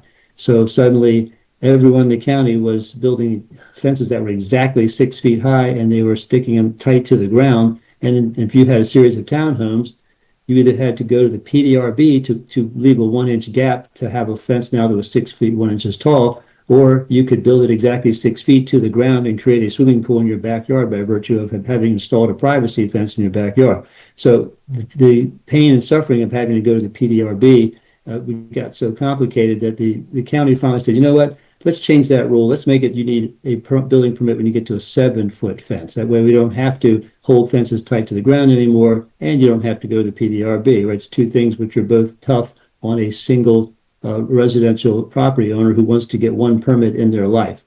Okay, so going to the next page, I'll try to sort of boil it down for you. I'll go to slide 5, please. Thank you. So you'll see over on the right-hand side, that is Smallwood Village, right? So that is the original village within St. Charles, and you can see what's interesting. Let's say back in the day, right? There was a time where each neighborhood, you can see the neighborhoods of Carrington, Huntington, Wakefield, Bannister. Each neighborhood had a homeowner association, but then underneath each of those neighborhoods, if they had townhomes, you had a separate individual association set up for each townhome parcel. So under each neighborhood, you had multiple neighborhood associations. And then the second village would be Westlake Village. Now, obviously, flipping over now to the west side of Route 301, around all that commercial development, you had, this is purple now. Go to purple, you have Lancaster, Hampshire, and Dorchester. And those neighborhoods all had subsets because they all had townhome sections. And this method continued of having just layered associations, because the next we jumped into Fairway Village. And this is where you're going to see where something changed, because Sheffield neighborhood was obviously on the east side of St. Charles Parkway and north of Billingsley Road. It had a couple of townhome associations which were completely separate. Now so those people had 3 tiers, right? Well, then when you got to the south side of Billingsley Road, we got to Glen Eagles, they said, no, we're not doing this anymore. From now on, we're going to have a single neighborhood association because planning has changed, development has changed. People want townhomes and single families mixed together in more cohesive neighborhoods. So now we got rid of breaking them out into separate individuals. Now you have simply the neighborhoods feeding up to the village. And that's what's happened as well in the yellow, on the far left yellow, which is where we are now, Wooded Glen Village. So that's got five separate neighborhoods. Each neighborhood has its own association, and those associations all feed up to the village. And then the green, which is the Village of Piney Reach, that's currently in planning stages right now. That will be three separate neighborhoods. But the reason we broke out this spreadsheet just to sort of show everyone how there is one PDRB for each of the villages, and as each village again is taken over by the residents, then they have their own PDRB that's managed separately by claimants, and then the ones that are still owned and managed by the developer are managed by Kelly and Quinn. So that's sort of an overall broad picture.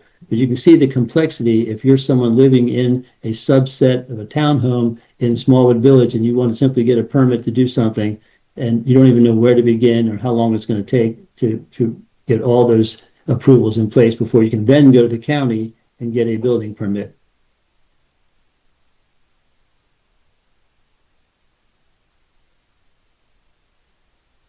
That's obviously a lot. Thank goodness Rick has been with this process for so long, because he has history that a lot of us don't always have. So one of the things we want to talk about, just kind of break this down, like why are we here? The areas of concern.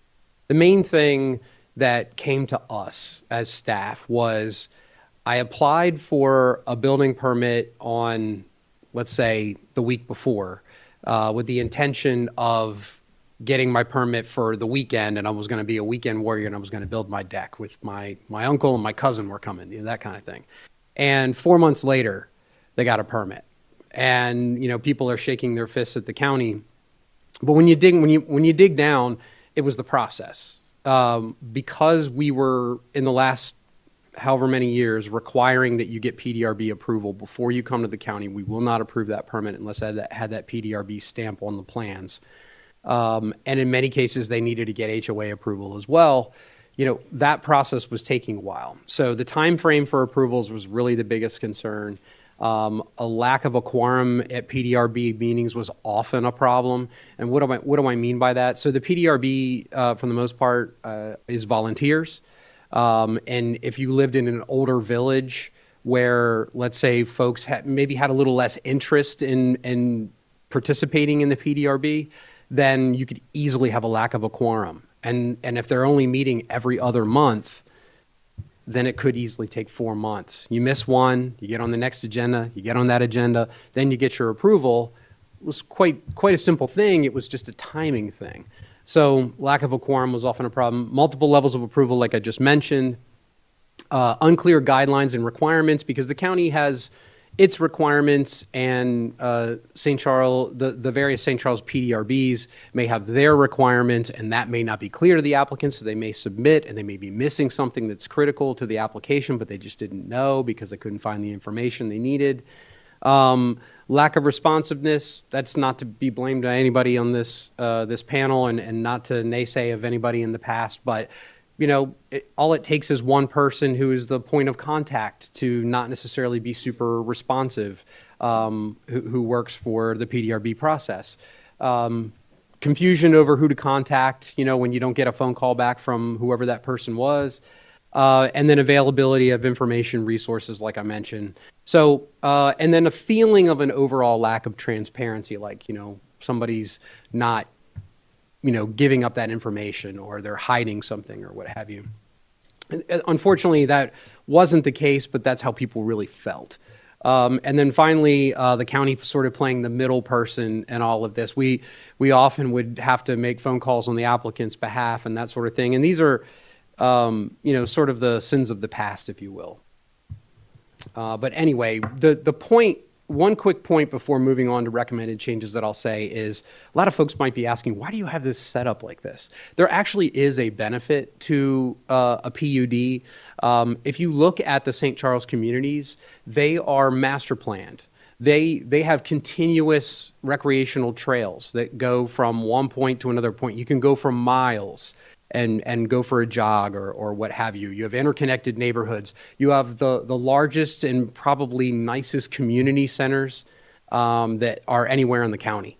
And that's because they're master plan developments. And to do that master planning and to have that flexibility, the PUD legislation was put into place, I think, in the 1950s. So it has a purpose. The federal government set up legislation for PUD and states enacted them. Columbia is another major PUD that the Rouse Company developed. South Riding in Northern Virginia. There's a number of others. So the point I'm trying to make is that, while some things may have, drifted, especially in mainly the older neighborhoods, older communities, we've recognized this item. We've gotten together with our partners and we've proposed some changes, which we're about to go through now. And I just wanted everybody to understand, how did we get here? And I just wanted to make sure everybody understood that. Yeah, and working with everybody involved in this presentation today, we also worked with some other outside groups. We received feedback from the HOA Alliance, and we also had a small business permitting work group this past year that also provided feedback for both residents and small businesses going through the PDRB process. So that helped develop some of our recommendations as well. For the residential side, we'll focus on that first. The PDRB will still be involved in approving all new residential development. So when the developer's coming in, the initial phases and getting the house types approved, PDRB will still be involved early on in that process to provide those approvals. However, once the home receives their initial use and occupancy, and they want to move forward with any other projects like fences, decks, additions, alterations, hot tubs, pools, all the general things we permit, the PDRB will no longer be involved in those approvals. Now they will just have to go to their HOA to get an approval for architectural components for their HOA, and then they can work with the county on their permitting approval. Our goal now is also to make this a streamlined process where they can work on both approvals at one time. The county will not require the pre-approval of the HOA before permitting, and that's standard to how we treat every other development throughout the county. The other type of permit that we will approve through the county now are the home occupation permits, and that's for people running small businesses out of their home, typically where they work for themselves or operate a small little business on the side. The county will do the approvals for those types of permits as well. So that is our proposal moving forward with the residential side, and we think this will be a major benefit. Most residents now will never know a PDRB really exists because they won't have to interact with them. They won't have to go through that approval. It'll just kind of be a group that is still out there for that new construction period. So we think this will really streamline the permit process for our residents. Next slide, focusing on the commercial side. This was in conjunction again with the small business permitting work group. We received a lot of feedback from them on the pain points that the small businesses experienced in trying to get open and operating quickly so they could recoup some of their investment. So moving forward, the PDRB will continue to approve all new commercial development, anything that's being built from the ground up, all exterior modifications and alterations because they are an architectural review board. So they'll continue to have that approval on any architectural modifications. They will still approve all signs and then any change in use. Since the use code is under their purview, they will still approve changes in uses. So if we have a warehouse converting to a church, they would still be involved in that process. That is also a longer building permit process because it is a change in the building code as well. So there are a little bit more requirements when you're changing a use. But moving forward to help our small businesses, the county will now assume all approvals for any change in ownership. So if it's a restaurant who's just selling to a new owner and they're going to operate that same restaurant, but they need a new UNO with a new owner name on it, they can come to the county and get that approval within a few days. They won't have to wait for the PDRB approval. Any new tenants going into an existing location where the use is staying the same, so the same example, a restaurant to a restaurant, but maybe they're changing the restaurant name or the type of restaurant, the use is still the same, so the county will now be able to grant those approvals. With that, we knew that the PDRB would be keeping the approval of sign permits, permanent signs, because that is an architectural component. We agreed that the county could approve temporary signage that is allowed for 30 days, and that will allow those businesses to get open, operating, get their name out there, get the visual that they're there and operating while they work on their approvals for the permanent signs. So just trying to help them promote their businesses. And lastly, for the items that do require a PDRB pre-approval, the county will still require that approval prior to issuing a commercial permit. So if it is a change in use, a sign, exterior modification, we will still wait for that PDRB approval before we issue a commercial permit to make sure we're all on the same page. Next slide. With all of our building permit applications and our home occupation permits, we plan to add the following statement to our applications, and it's just an acknowledgement that the applicant will sign and agree to that they understand there might be other approvals required, that the county is not overseeing that process, but they have to take care of that on their own and make sure they have the proper HOA, PDRBs, which other ones, condominium associations. We tried to kind of lump all those other external have to get approval for within that statement. Next slide. We feel this will benefit our residents and our small business owners greatly. One, it will really speed up the permitting process overall. So for our residents, again, they will just now have to get HOA approval and county approval. Our small businesses will be able to open and operate much faster. It reduces the redundant layers and the multiple layers in that approval process. It will hopefully reduce some confusion and the county having to play the middleman and trying to redirect people on where they need to go or where they need to start with the process. It'll now allow for concurrent reviews with HOA approvals. So they'll no longer have to wait to get to their monthly HOA meeting before they can pull a building permit. They can work on both of those items together. And I think the last two we kind of already spoke to about enough. Just a quicker approval process, more streamlined overall for everybody. Jason? Okay. So wrapping things up here, we're looking for Planning Commission approval. These are the steps that we would be working towards. Establishing a memorandum of understanding between St. Charles Community LLC and the county to memorialize these recommendations as a policy, because there isn't necessarily a policy that says otherwise. Continued discussions with each PDRB administrators about these proposed changes and work collaboratively with them to implement protocols that are consistent for applicants. And then moving on to making improvements in transparency of the PDRB approval process, including the website, review application process, review board meeting frequency, and how to keep approvals moving in the absence of a quorum. And then finally, provide a briefing to the county commissioners following all that. So moving on to the action requested. We're seeking approval of the Planning Commission to designate the architectural design approvals for the PUD as detailed below. So the PDRBs will approve all new residential and commercial development, commercial exterior modifications and alterations, signs, and commercial change in use applications, as Kathy articulated. The HOAs and the county will approve all residential projects after issuance of a certificate of use and occupancy of the primary structure. So again, any of those modifications to the structures, that goes to the HOAs and then the county rather than the PDRB. The county will approve commercial change in ownership, change in tenant, not change in use, and temporary sign permits. And then the last two items, the county will continue to appoint members to the various PDRBs. Now, we don't appoint all of the members, we just appoint the slots that are designated for county members. And then finally, the county will require PDRB pre-approval for all commercial projects. So for commercial, we will still ask for that PDRB approval. And that concludes our presentation. Okay. Thank you to you and your team. Any questions from Planning Commission members? Jeff?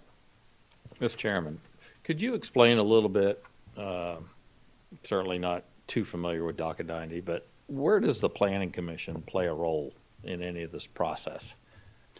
Because you're asking for some delegated authority via the MOU, so it must mean that the planning commission did have or does have some authority. So there's a statement in docket 90 that says the planning commission delegates authority for use approvals and architectural.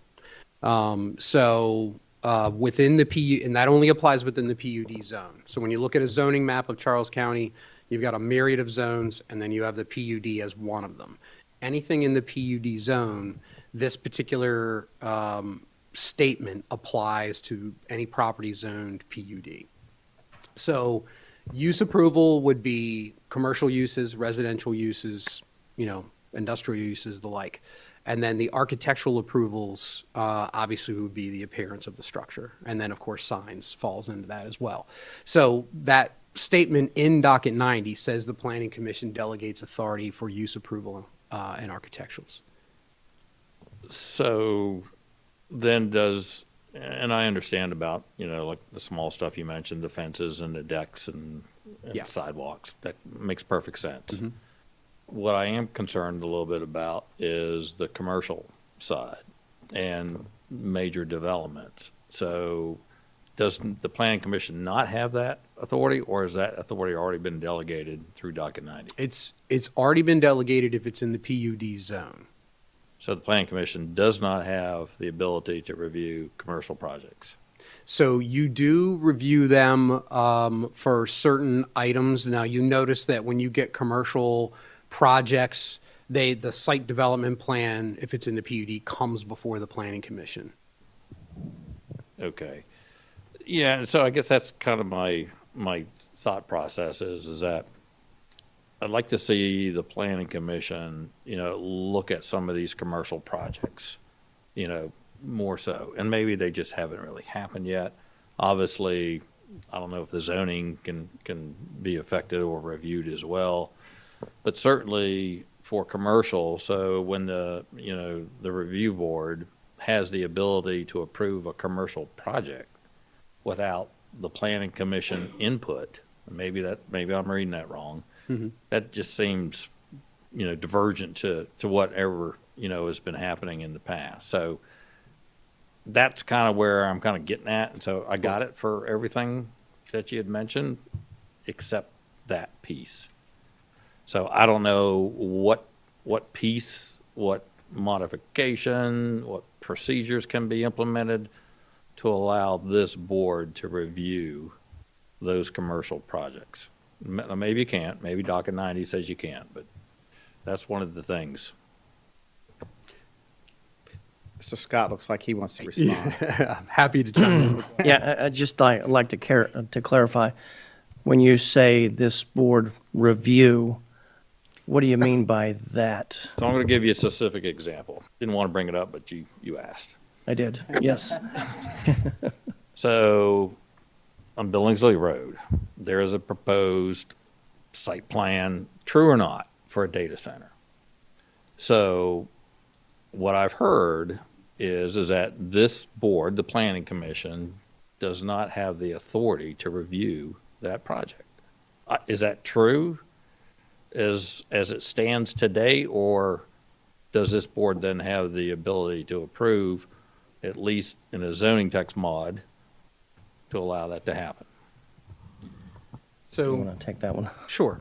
So just for clarity, there is a real estate ad that was put out, and it was seen on the internet as a commercial real estate agent was advertising a parcel for a potential data center, and it was advertised as, an ideal site, that sort of thing.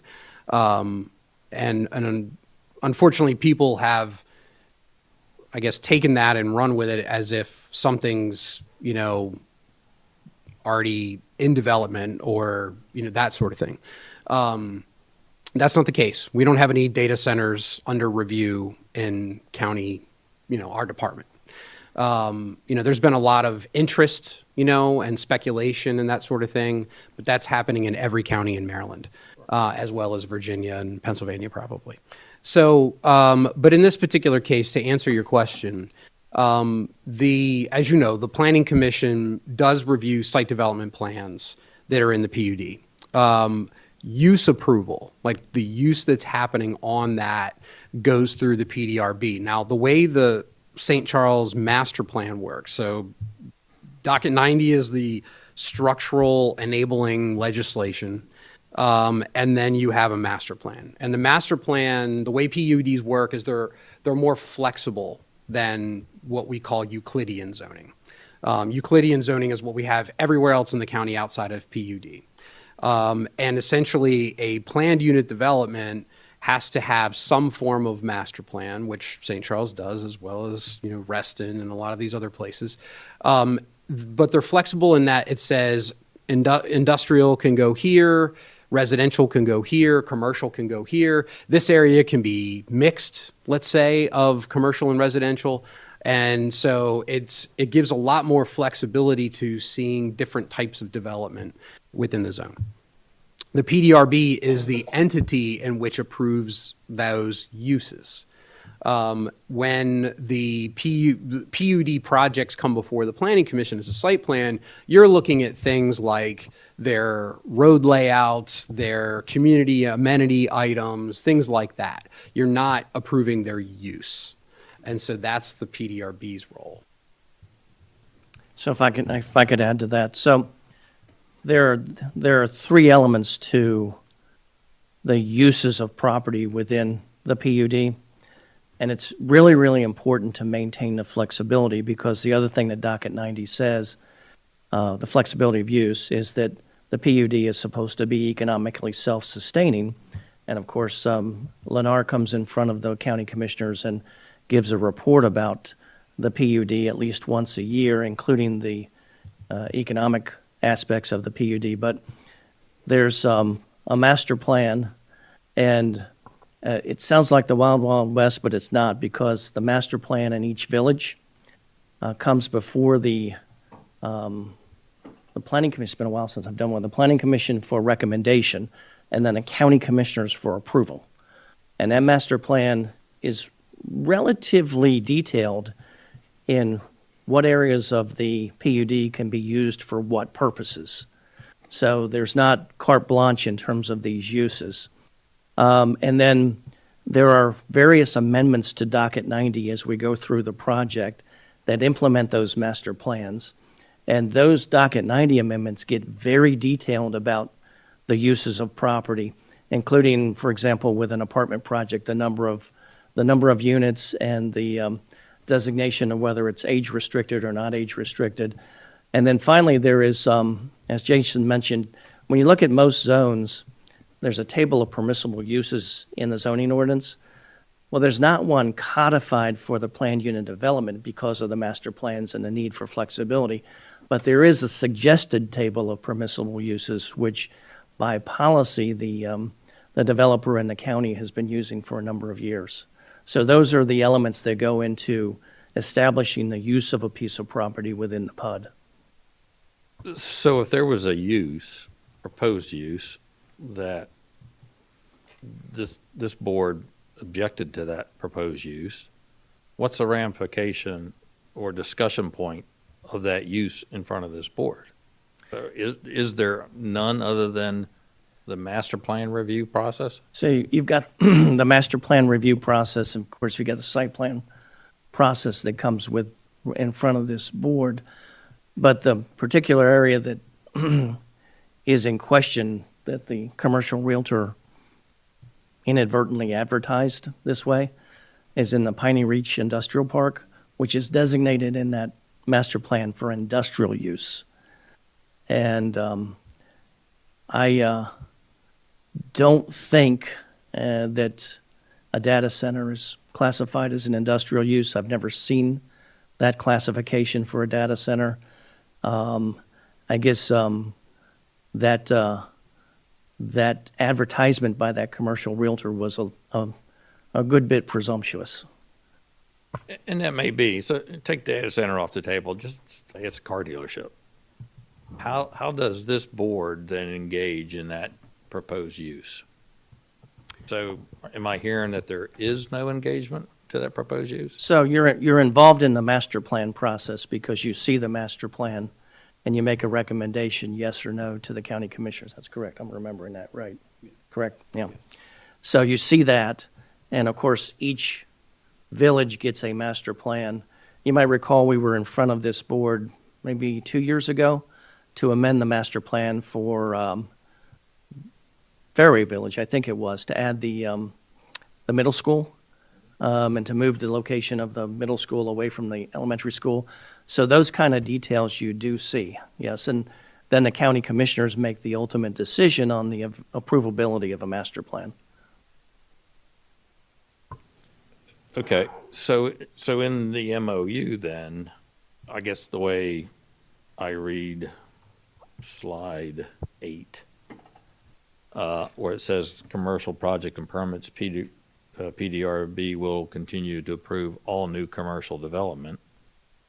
That, from what I hear you saying, has to be in concert with the master plan. Yes, that's correct. That use has already been defined in that master plan? For the most part, some areas have a more general definition. This is for industrial use. And some areas, even on the master plans, if you look at the one for Fairway Village, for example, and a very detailed, take where the development's happening now, the commercial development on parcel EE1, which is at the corner of Billingsley Road and St. Charles Parkway. The master plan had a very detailed analysis of what could be constructed there and what uses that area could be put to, including right down to the number of units approved for the residential component of that project. Okay, and so I'll just finish with this recommendation, maybe from staff at some point, then to have these master plans periodically come in front of this board so we can make sure that we are aware of those uses and what has been planned. So, you know, we know what's coming, what is there, what's proposed, and we have an ability to engage in that master plan. So rather than wait for an action, I would do it periodically. So, thank you. We'd be happy to give updates periodically on behalf of the developer. No, I appreciate that. Yeah. Yep. And in fact, I'd just like to add one last point, which is you mentioned you haven't seen any commercial site plans in a while, and that's absolutely true. I mean, Harry Shasho has been marketing St. Charles commercial property, but the simple fact is it's just so hard to get a permit in the county. People show up on Billingsley Road. It's okay. You've got water, sewer, and a road. We say, don't worry, we can get you a permit in 15 months if everything goes smoothly, and they go somewhere else. So you can talk to Harry Shasho at length about that, but again, a lot of that is the 3-step stormwater management process that we spoke about earlier, or I heard you speaking about earlier. But it's just so difficult to get a commercial permit, even on property that's ready to go. So you do see every commercial site plan that comes through St. Charles. We've just been unable to attract any buyers lately. And I know that was an ongoing problem prior to you all building the Weiss store and the McDonald's, that old complex. Any other questions from Planning Commission members? Denard, is that your hand?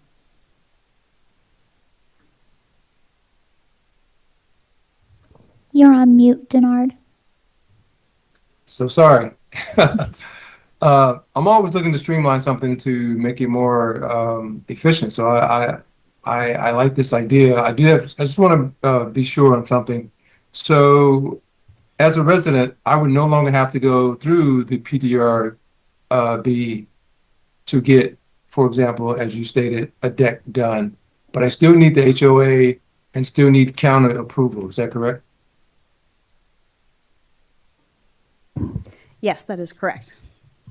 Okay, so with that, I still need the county, it still needs to live up to county inspections and all that. Okay. Yep. Great. Thank you. Yes, that's correct. Thank you. So the architectural approval would be done by the HOA, and the county building code standards would be done through the county building permit. Got it. That would not change. Got it. Any other questions from Planning Commission members? So I have a question. I have a little knowledge about your permit process. And here's the question. The mechanics part of this, you're adding more work to your staff. Do you have enough staff to do this? I mean, you have the work from home, you have flex days, so, We're actually not adding more work. We already do all these approvals anyway, so we're just Okay. taking out one step for the customer or the resident. good, okay. Because I didn't know if you had that worked out. It sounds like you were adding more work to your load. Nope, we're already looking at them anyway, and we will just keep doing what we keep doing. Good, okay. Any other questions? Mr. Wedding, this is a public meeting open to public comment. Okay, well then we will thank you all for presenting that. If we need to bring you up, we will. And then we'll open it up to the public comments. One moment while I get the sign-in sheet.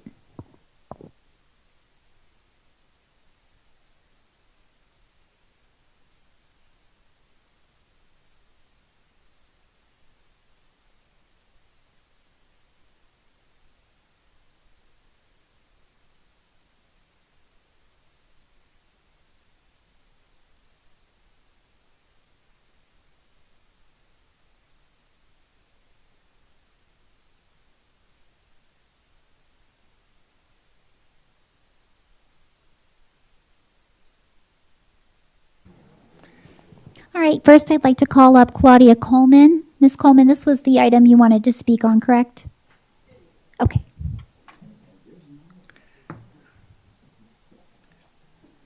Okay, just press the button till it lights up green on the microphone. You'll have 3 minutes to provide comment, and please start with your name and address. And you may begin. Welcome. Good evening. My name's Claudia Coleman. I live in Waldorf, Maryland. My project came before the commission several months ago, so I do appreciate that it was approved. And I appreciate that the Department of Planning and Growth Management is making an effort to work with the PDRBs to improve and simplify the process.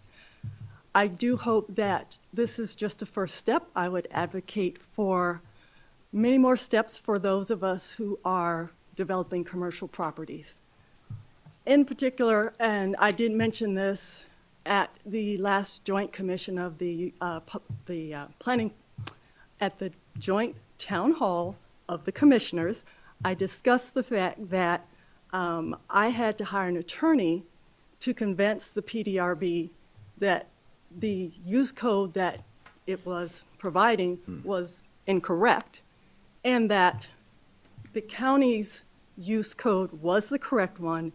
And I, to this day, do not understand why the PDRB was unwilling for several months to defer to the county, given that the PDRBs do not have their own use codes.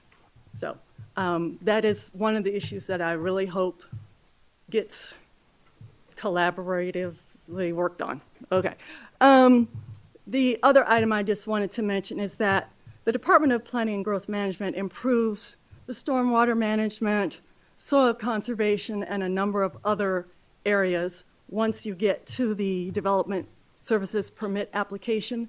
So again, I'm not clear on why the PDRB retains so much authority, given that they do not have the ability to assess these particular areas. When, as I am well aware now, when you get to the level where you're looking at your stormwater management development plan, it's to the minute detail, and that is far beyond the skill set of the members of the PDRB, who again only meet every other month. So that's what I wanted to bring to the Planning Commission's attention. Thank you. And ma'am, your project was on Henry Ford Circle? It is. Okay. Thank you.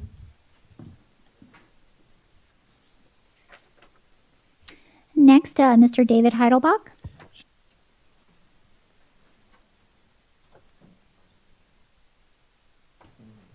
We approved it. You may begin. Welcome again. Got here before everybody else. So I'm the first of the list there. My name's David Heidelbach. I live in Charlotte Hall. I don't think that there's going to be a lot of issue, especially from people that don't live in the St. Charles area, about smoothing out the process for homeowners and small businesses. But I think that this hearing has brought to light the huge problem that's there with in the industrial zones, in the planned unit development. I was mentioning that, oh, well, I didn't think that data centers were industrial. Well, that's exactly where the ZTAs are going, is to put them in industrial zones. They're considered industrial pretty much any place else, and I really felt that the testimony that was given kind of just danced around a lot of the questions, particularly the ones from Mr. Bossert. This is a big problem, and if you look at the presentation that Mr. Rice made to you about the zoning text amendment, there's a map there that has the industrial zones that are part of the PUD zoning, and there's that one right down on Billingsley. And I feel that the thing as far as the NAI, I forgot their name now, the realty group that was marketing this as a perfect data center site. The problem is that people didn't expect them to be doing it so soon. So there was a great furor of the Commissioner Patterson when I asked him about this at public comment session. Said that he went up there to get them to tamp down marketing on data centers. And when I asked him to explain that further, he said that, well, he went up there in a private capacity, so it wasn't. And this was obviously public comments. There's not a dialogue, so this was at the following public comment session. That Piney Reach area, it hasn't been platted. I think that you're on to it. They can do whatever they want there. It's wide open, and it's scary to look at there. And there's actually another parcel that's over in the Waldorf area too. So I think that the residents here, after we've gone through all the zoning text amendment discussions, and give you guys a lot of credit because you took a lot of abuse on that, not from me though. And if it turns out that that's all sort of moot, it only applies to Morgantown, and this Piney Reach thing goes through, I think people are going to be pissed. I know I will, and I'm not as excitable as a lot of other people. So we've got to come to grips with this. This is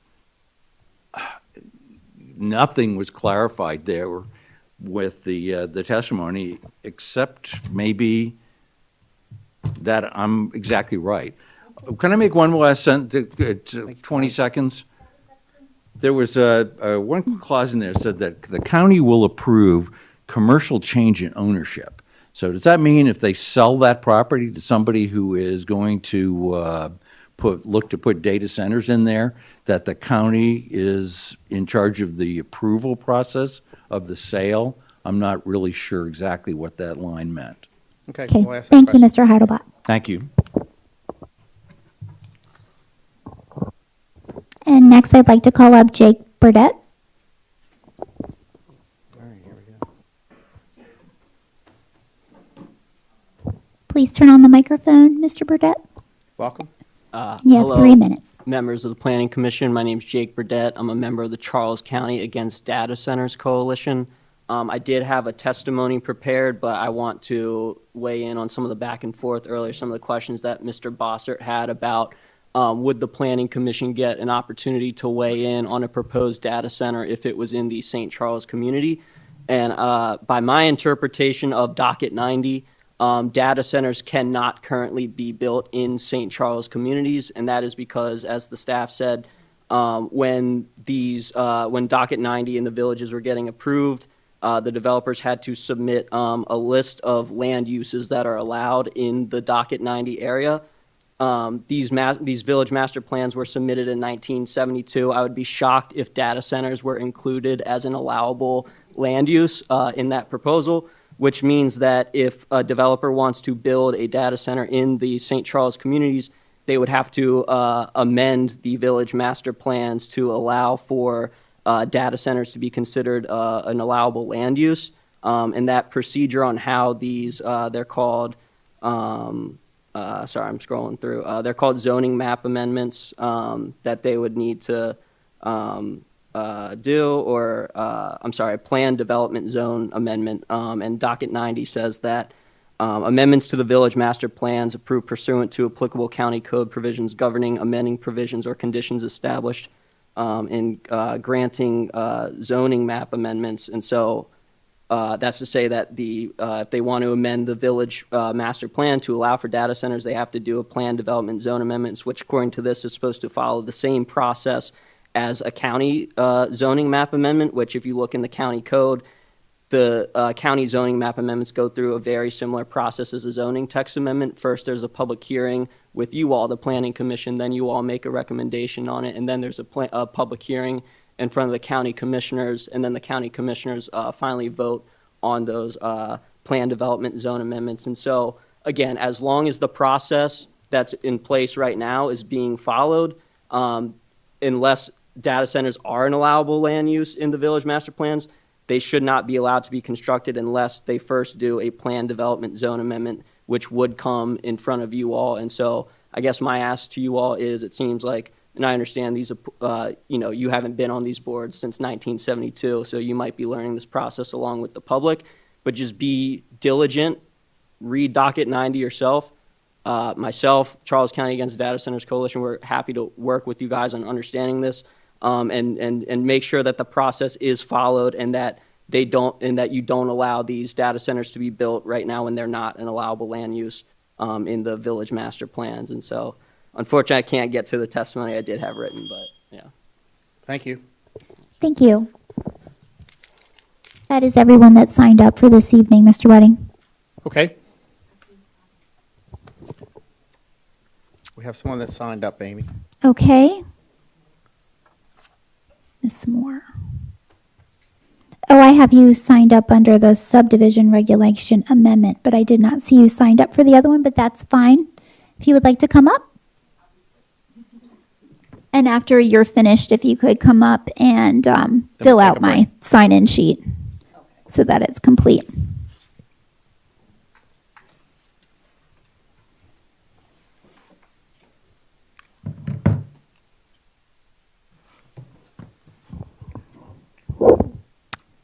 Okay, you may begin.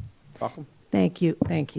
My name is Ayana Moore, and I reside in White Plains, Maryland. And I'm here tonight in support of the proposed changes to the delegation of the PDRB authority.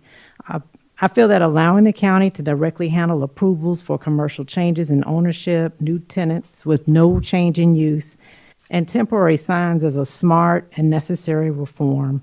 Reducing the layers of review will help our small businesses navigate the process with less confusion and ultimately and hopefully open their doors more quickly. I believe this is a great first step, but I strongly encourage the commission and the county to collaborate to go further. I see firsthand heavy administrative burdens that our local businesses face. And even with these proposed amendments, the PDRB process itself still suffers from an overall lack of transparency. And that is a concern that was explicitly acknowledged in tonight's presentation. For example, as it stands now, the public and business owners, from my understanding, can't view meeting minutes, and there's no clear visibility into how board members are selected beyond the county staff appointments. So it appears that the crux of the matter with the PDRB is, yes, the process is part of it, but I think it's administrative with the PDRBs themselves, and I hope that can eventually be addressed. But in conclusion, I just ask that you approve tonight's recommendations to streamline these initial approvals. But I do urge you to rigorously pursue the outlined next steps, and specifically establishing strict standards for the PDRB meeting frequency so that they meet just in a more timely manner, since every other month can lead to delays, and resolving what's been quorum bottlenecks. And I just hope that you work with the Planning and Growth Management to mandate public transparency across the board. And I would like to say, I just would like to take my hat off to Planning and Growth Management for reacting and listening to the feedback they're giving and that they have been given, and making tangible steps to improve a situation that they've been presented. Thank you very much. And that concludes all the speakers. Mr. Wedding. Okay, so we have no more public testimony. So we'd like to bring the team back up and ask, Mr. Bossert has some questions.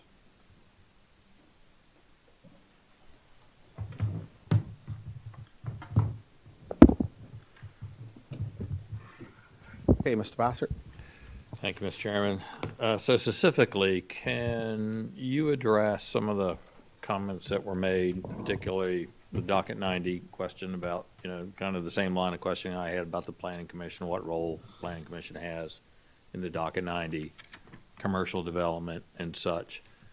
Because I guess I'm kind of somewhat confused. Now, I got the master plan, we can see the master plan, but whatever that use is, if there's a change in use or especially commercial, there's change from car dealership to factory X.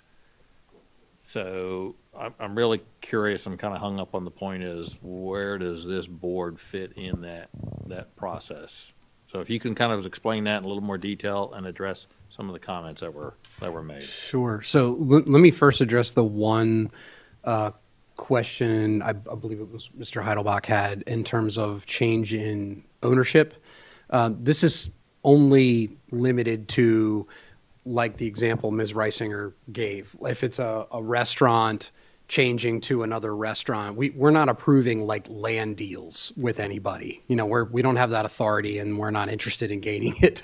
Literally, this is just if somebody owns Joe's Pizzeria and he's selling to Bob, who wants to retain the name because of its popularity and keep it as Joe's Pizzeria, we can approve that. It doesn't need to go to PDRB. But if it's going to Bob's Pizzeria, is not selling the business, he's closing his business up and moving to Florida, and Bob's coming in, then it goes to PDRB for approval, because that's a change in occupancy, or a change in use. So if it goes from a nail salon to a massage therapy place, that's a change in occupancy, change in use. Okay, thank you. There was also a comment made about the plan development zoning map amendment. Can you address that as far as what docket 90 states? Sure. So the uses on the master plan are industrial, commercial, residential. They're pretty high level. So we don't necessarily get into the nitty gritty of what the use is in that category. There are some sectors that get pretty specific, but if you open the master plan and it says industrial park, it's going to be an industrial park, something that fits in that category, which is pretty broad. So what's the avenue then for a resident who might be beside that, say, industrial park, disagreeing or objecting to the proposed use? Or you say industrial, so it's 30,000 foot level industrial. So right. If I want to put something different in there that might be adverse to the resident, what's the resident's ability to provide some type of mitigation or wholeness? So it happens at an earlier stage. When we do master plan amendments at the application of the applicant, that process is a public process that goes before this board and the county commissioners, much like a zoning text amendment. And in that particular case, if it's currently master planned as residential and it's being proposed as to switch to commercial or industrial even, that goes through that public process. But the specific user in there, that use part doesn't come before this board per se. The site development plan does for a lot of other reasons, but not the use approval. That's the authority of the PDRB. So then is that, I guess, is that at that point, then it kind of becomes too late for this board to inject, because then the use or the action has already been proposed, and then what this board's looking at is the approval or denial of the site development plan for that action. Yes. So the commercial use could be whatever that individual wants, as long as it meets the zoning criteria. As long as it's approved by the PDRB, yes. Right. Yeah, I kind of have a challenge with that. Because then if I'm living beside that, and in all essential, I'm not, but if I'm living beside that and someone has a commercial use that is detrimental to me. Sure. I mean, there ought to be some way to alleviate or adjudicate that action. Sure. I will just quickly say that the master plan attempts to lay out uses in appropriate places. Now, the master plan exists in its current state. So if there is, say, an industrial area near a residential area, you're absolutely right that, if someone in the residential area doesn't like that use in the industrial area, there isn't a lot of recourse there, because it's almost like but let me switch to the Euclidean zones in the county. If you are in a residential zone and you are very near an industrial zone, you have the exact same process, or the exact same situation in terms of one use near another use that was previously decided through the zoning process. So you can almost imagine the master plan portion of it being similar to establishment of the zoning, even though in the PUD it's all one zone. So if I could too, I think it's important also to remember that St. Charles, again, started in 1972. We're all the way through 4.5 villages, and probably more than halfway through the village of Wooded Glen. Piney Reach is the last and final village, and this process has worked very, very well for all those number of years. The master plans are carefully laid out, carefully designated areas of the property.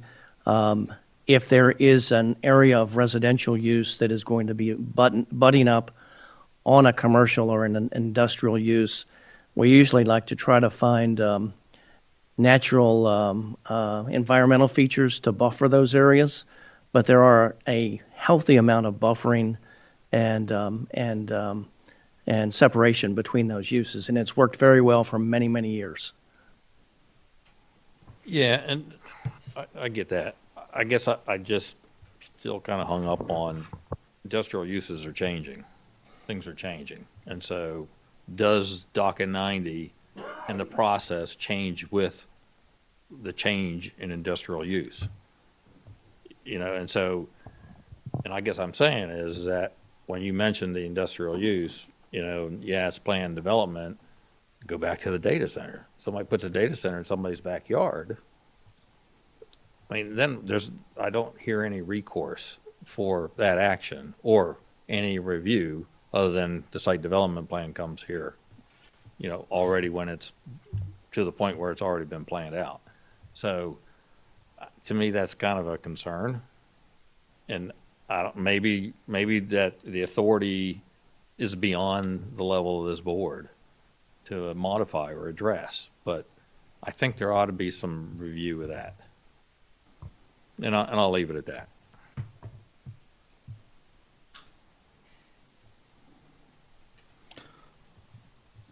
Okay, any other questions? So what's before us is the docket 90 delegation of the PDRB authority so that the county government can streamline the process, decks, minor things that a resident would require. So I would look for a motion to approve the changes the Planning Commission's delegated authority per docket 90 as it relates to reviews and approvals of Planning Design Review Board as presented.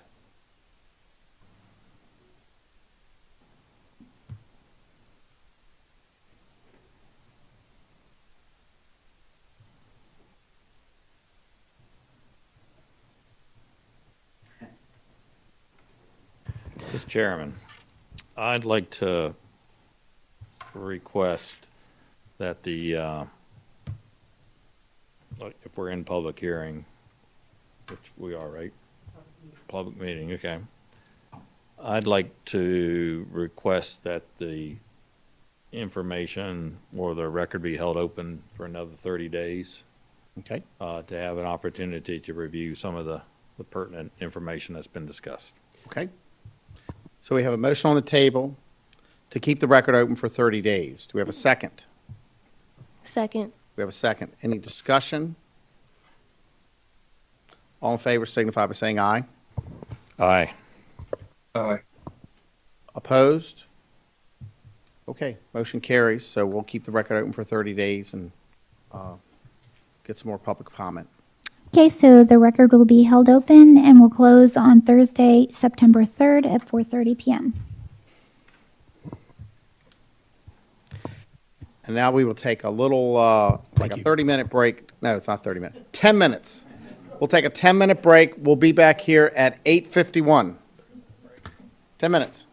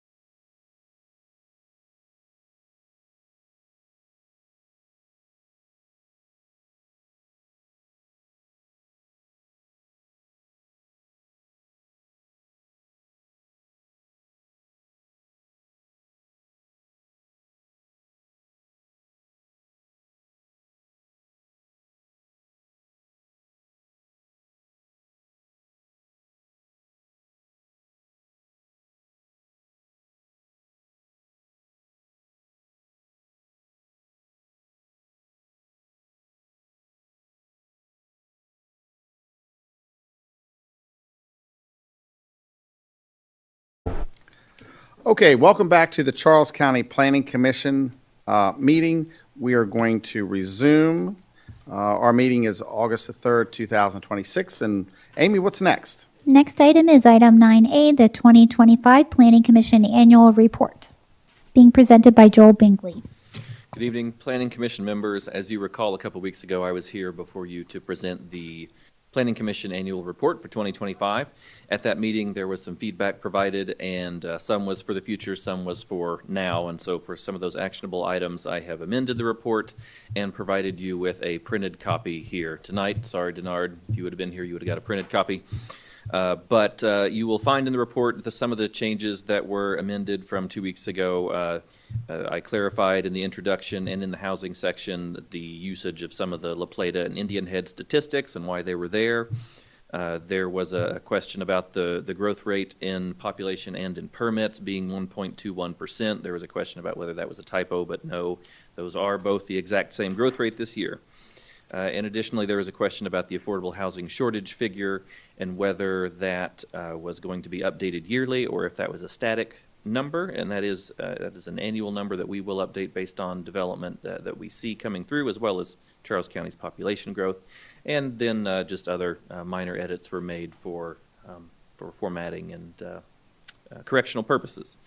So that's the gist of the report that I have brought back. Obviously, you have a copy there in front of you, so if any other questions or matters come up that pique your curiosity, I am here to address those as well. But that is all from me.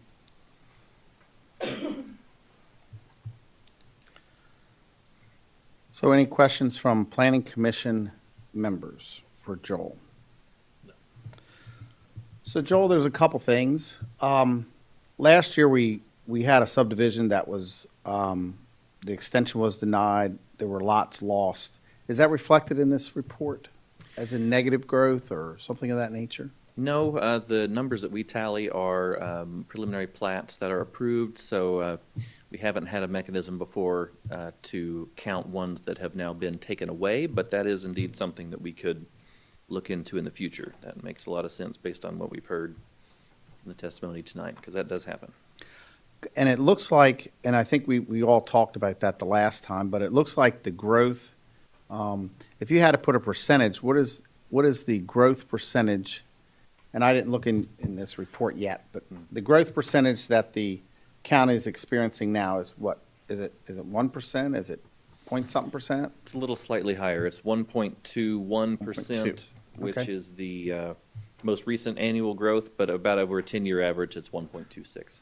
And like you had said when Dave Wood was here, we mentioned about affordable, but it takes affordable housing projects you have in the pipeline, but you're looking at 5 years at least between when a project comes to PGM and when there's a shovel in the ground or something. Oh, at least, yes. And that's true for any Absolutely. project. That's correct. So do we have any preliminary subdivision plans that are like on the radar screen that would up that percentage or at least maintain the percentage? Preliminary subdivision plans for market rate housing or for? Yes, market rate. We do. I know that there at least have been some conceptual subdivision plans that have come through our office in the last year. Those have not made their way yet to the preliminary subdivision plan phase, but we do have some Okay. pipeline. Okay. And one other thing, and this was kind of a futuristic look, when St. Charles has concluded or getting close to concluding their build out, is there going to be something looked at like, hey, we have a real problem with housing. We have a housing shortage. Is there going to be something to deal with that?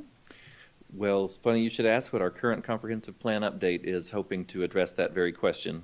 There's a development capacity analysis being undertaken as we speak, and they will look at that question. Our professional consultants will delve into that and make sure that they have a handle for us on how much land is available that is currently zoned and able to develop for housing and all other uses, of course, in the horizon of the plan, which I believe will be the next 25 to 30 years. Okay. Okay. Thank you. Any other questions? So Joel, what are you looking for us? Are you looking for a motion to I would proceed? love a motion to approve the Planning Commission annual report so we can send it on to Maryland Department of Planning. Okay. So I'm looking for a motion to adopt and forward to the county commissioners the 2025 Planning Commission annual report as presented.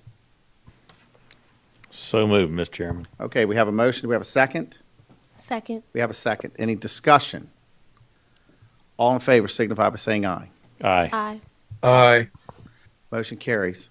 Thank you, Joel, for your work. Thank you. Next item, Amy. The next item is an update on an item from our last meeting, the zoning text amendment ZTA 26-191, mixed-use residential community use in the medium-density residential zones. And that is also Joel's item. Welcome back, Joel. Hello, Joel Binkley, Planning Supervisor with Preservation and Long-Range Planning, Community and Long-Range Planning. And if you recall, a couple weeks ago, I was here helping out with a presentation from one of the attorneys, local developers, who is doing a zoning text amendment. And if you recall, the zoning text amendment did attract a proposed amendment from a member of the public. The developer, or the applicant for this ZTA, was agreeable to staff formulating a response to this amendment. And if you recall, last time I verbally tried to explain what we were doing with this amendment as it relates to the residential or high-density residential zones and the MPDU program. So as it was requested that we come back tonight with an informational item, and I have provided hopefully paper copies, but if not, they are online as well. But this is an amended version of the applicant's ZTA bill, and you will find green text throughout where staff has proposed an amendment that aligns with staff's interpretation of the amendment that was proposed by former Planning Commissioner Bill Murray. And to reiterate what most of the gist of these amendments are, staff has proposed that the density bonus for 100% affordable housing projects in the RH zone only be increased to match the density bonus that is awarded for maximum TDRs. So if you flip to the middle of this document, and you will see an expanded residential density table, and in the high-density residential section, you will see the middle column, and if you had it printed in color, it should be all green. Yes. But you will see where staff has increased the density bonus for 100% affordable housing projects to match the density bonus that would be allowable for maximum TDRs. So those middle columns should have identical numbers in them, because we are proposing to make equivalent the affordable housing density bonus and the TDR density bonus. Also in your handout, you will see a section that we amended in the moderately priced dwelling unit section. I believe that's Article 15.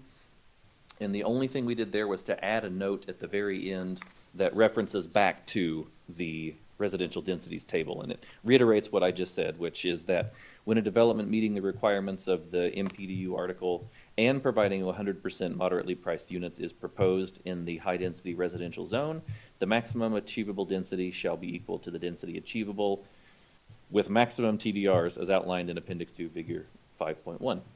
So with that, I think we have closed the loop on making this residential density option more attractive than it was before, which was the whole point of Mr. Murray's comment. But it does match TDR density, so effectively, if you're wanting to develop an affordable housing unit, you can choose between making it 100% affordable and getting a density bonus, or using TDRs and getting the same density bonus. So those are now relatively, if not entirely, equivalent. With that, we have proposed and sent this text to the applicant.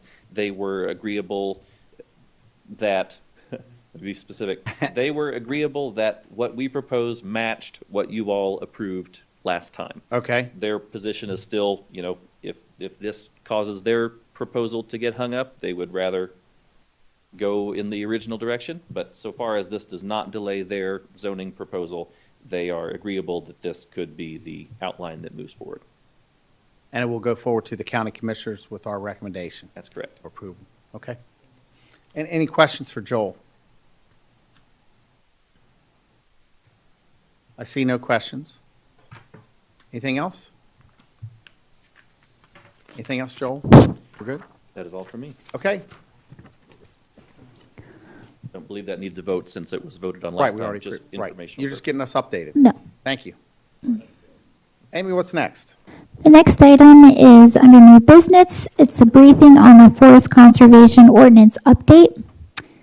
We have Lynn Nags here, Caitlin Clue, and Kyle Redden.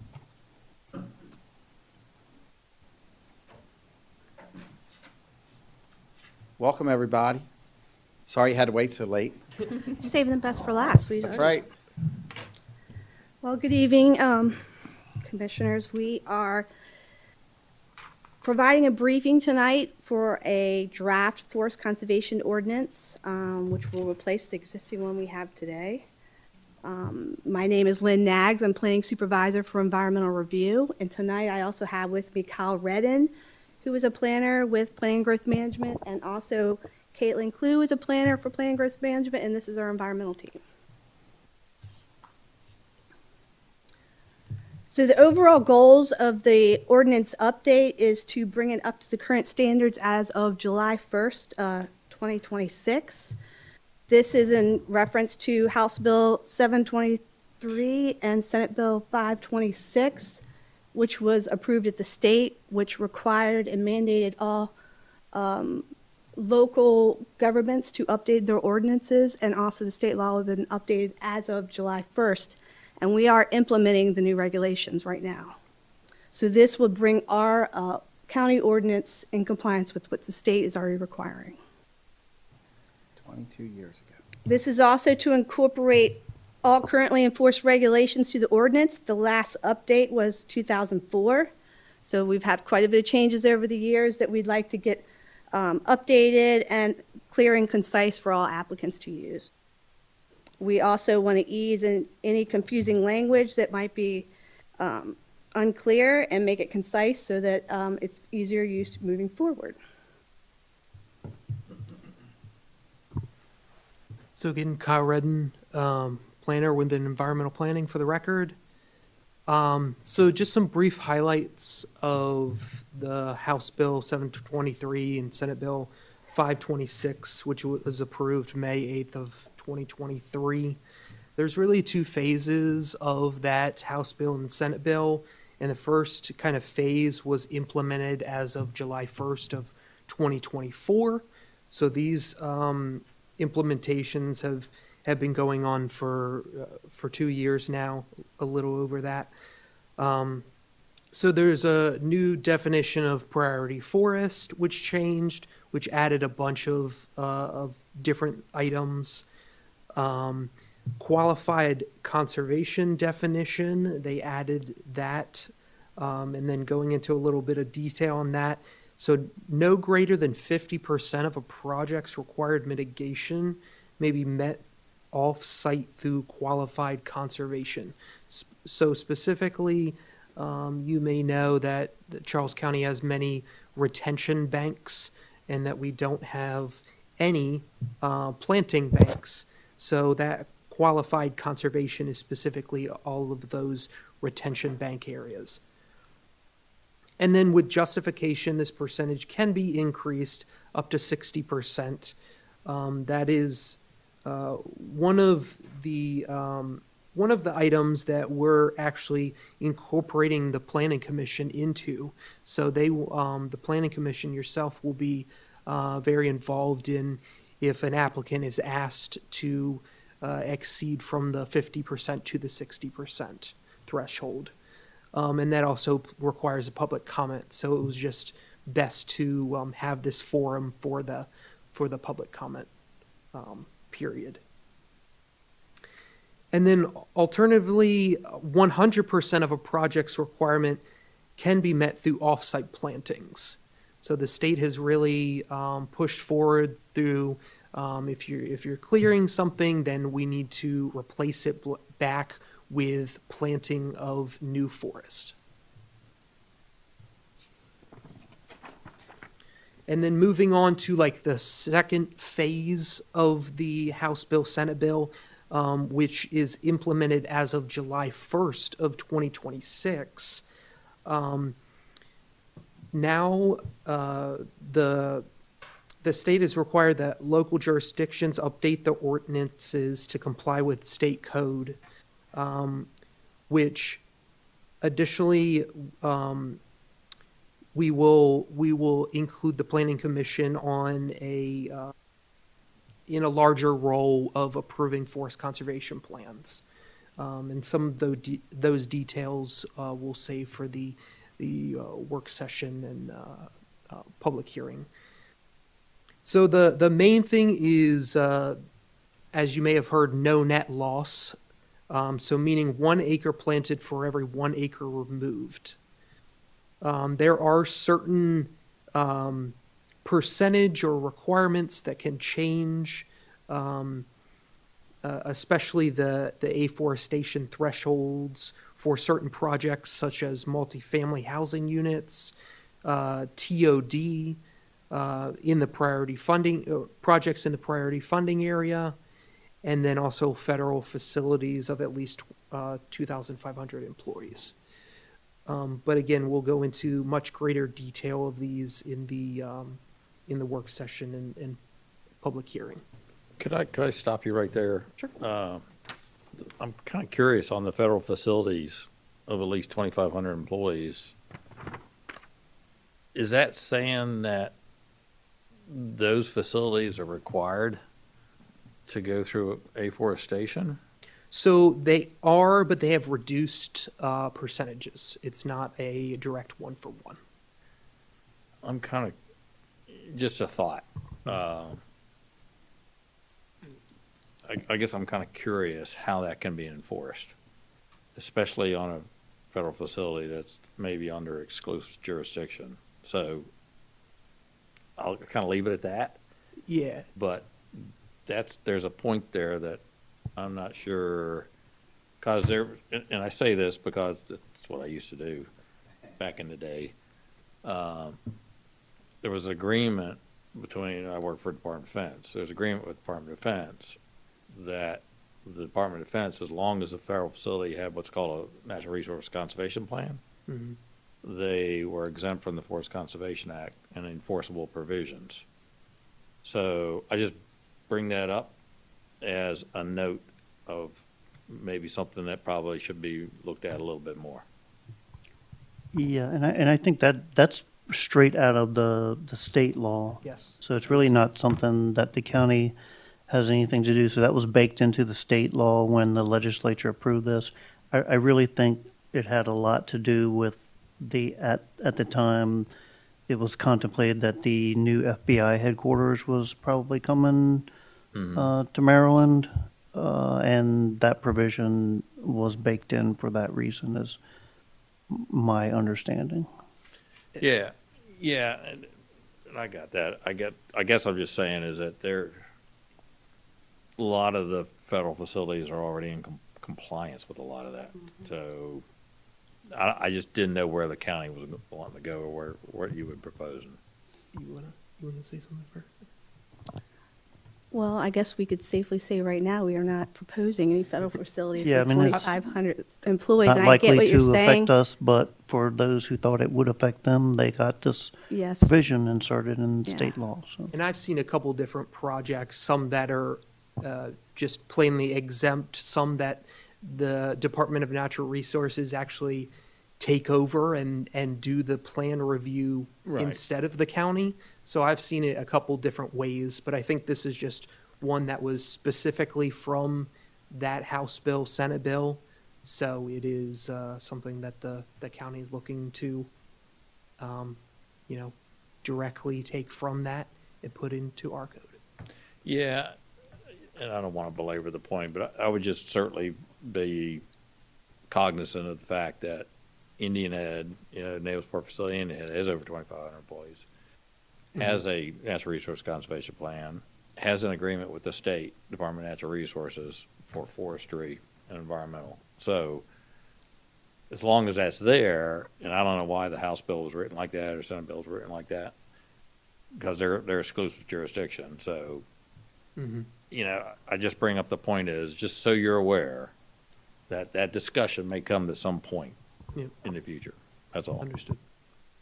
And then from there, I'll pass it on to a colleague, Caitlin Clue. Caitlin Clue, another planner on the environmental planning team.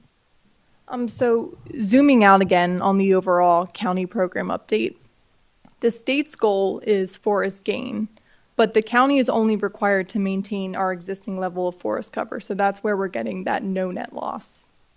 Then Maryland DNR will be reviewing our program every 2 years, and then they will provide notice to the county if we are deficient in our forest cover. And then staff has tentatively scheduled the public hearing for the draft forest conservation ordinance on the September 21st Planning Commission meeting, and that is our next step in this process moving forward. And then at this time, staff is available to take any questions from the Planning Commission. Okay. I'll open it up. Do we have any questions at this juncture for planning staff as it relates to the new forest conservation? So really, the purpose of tonight was to bring it to your attention that while this has been going on in the background with staff for quite some time, it's going to start the public process with the Planning Commission, just like any other text amendment. But this is an overall update to the entire forest conservation ordinance for us. And really with the goal to incorporate state laws that have come into to play the last few years. So more to come. We'll get the full presentation on the 21st of September. Anything else? Okay. Thank you all.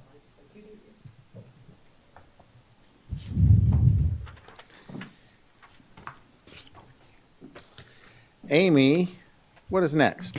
Next item is to take a poll of the Planning Commission members for any new business you'd like to raise. Does anybody have any new business?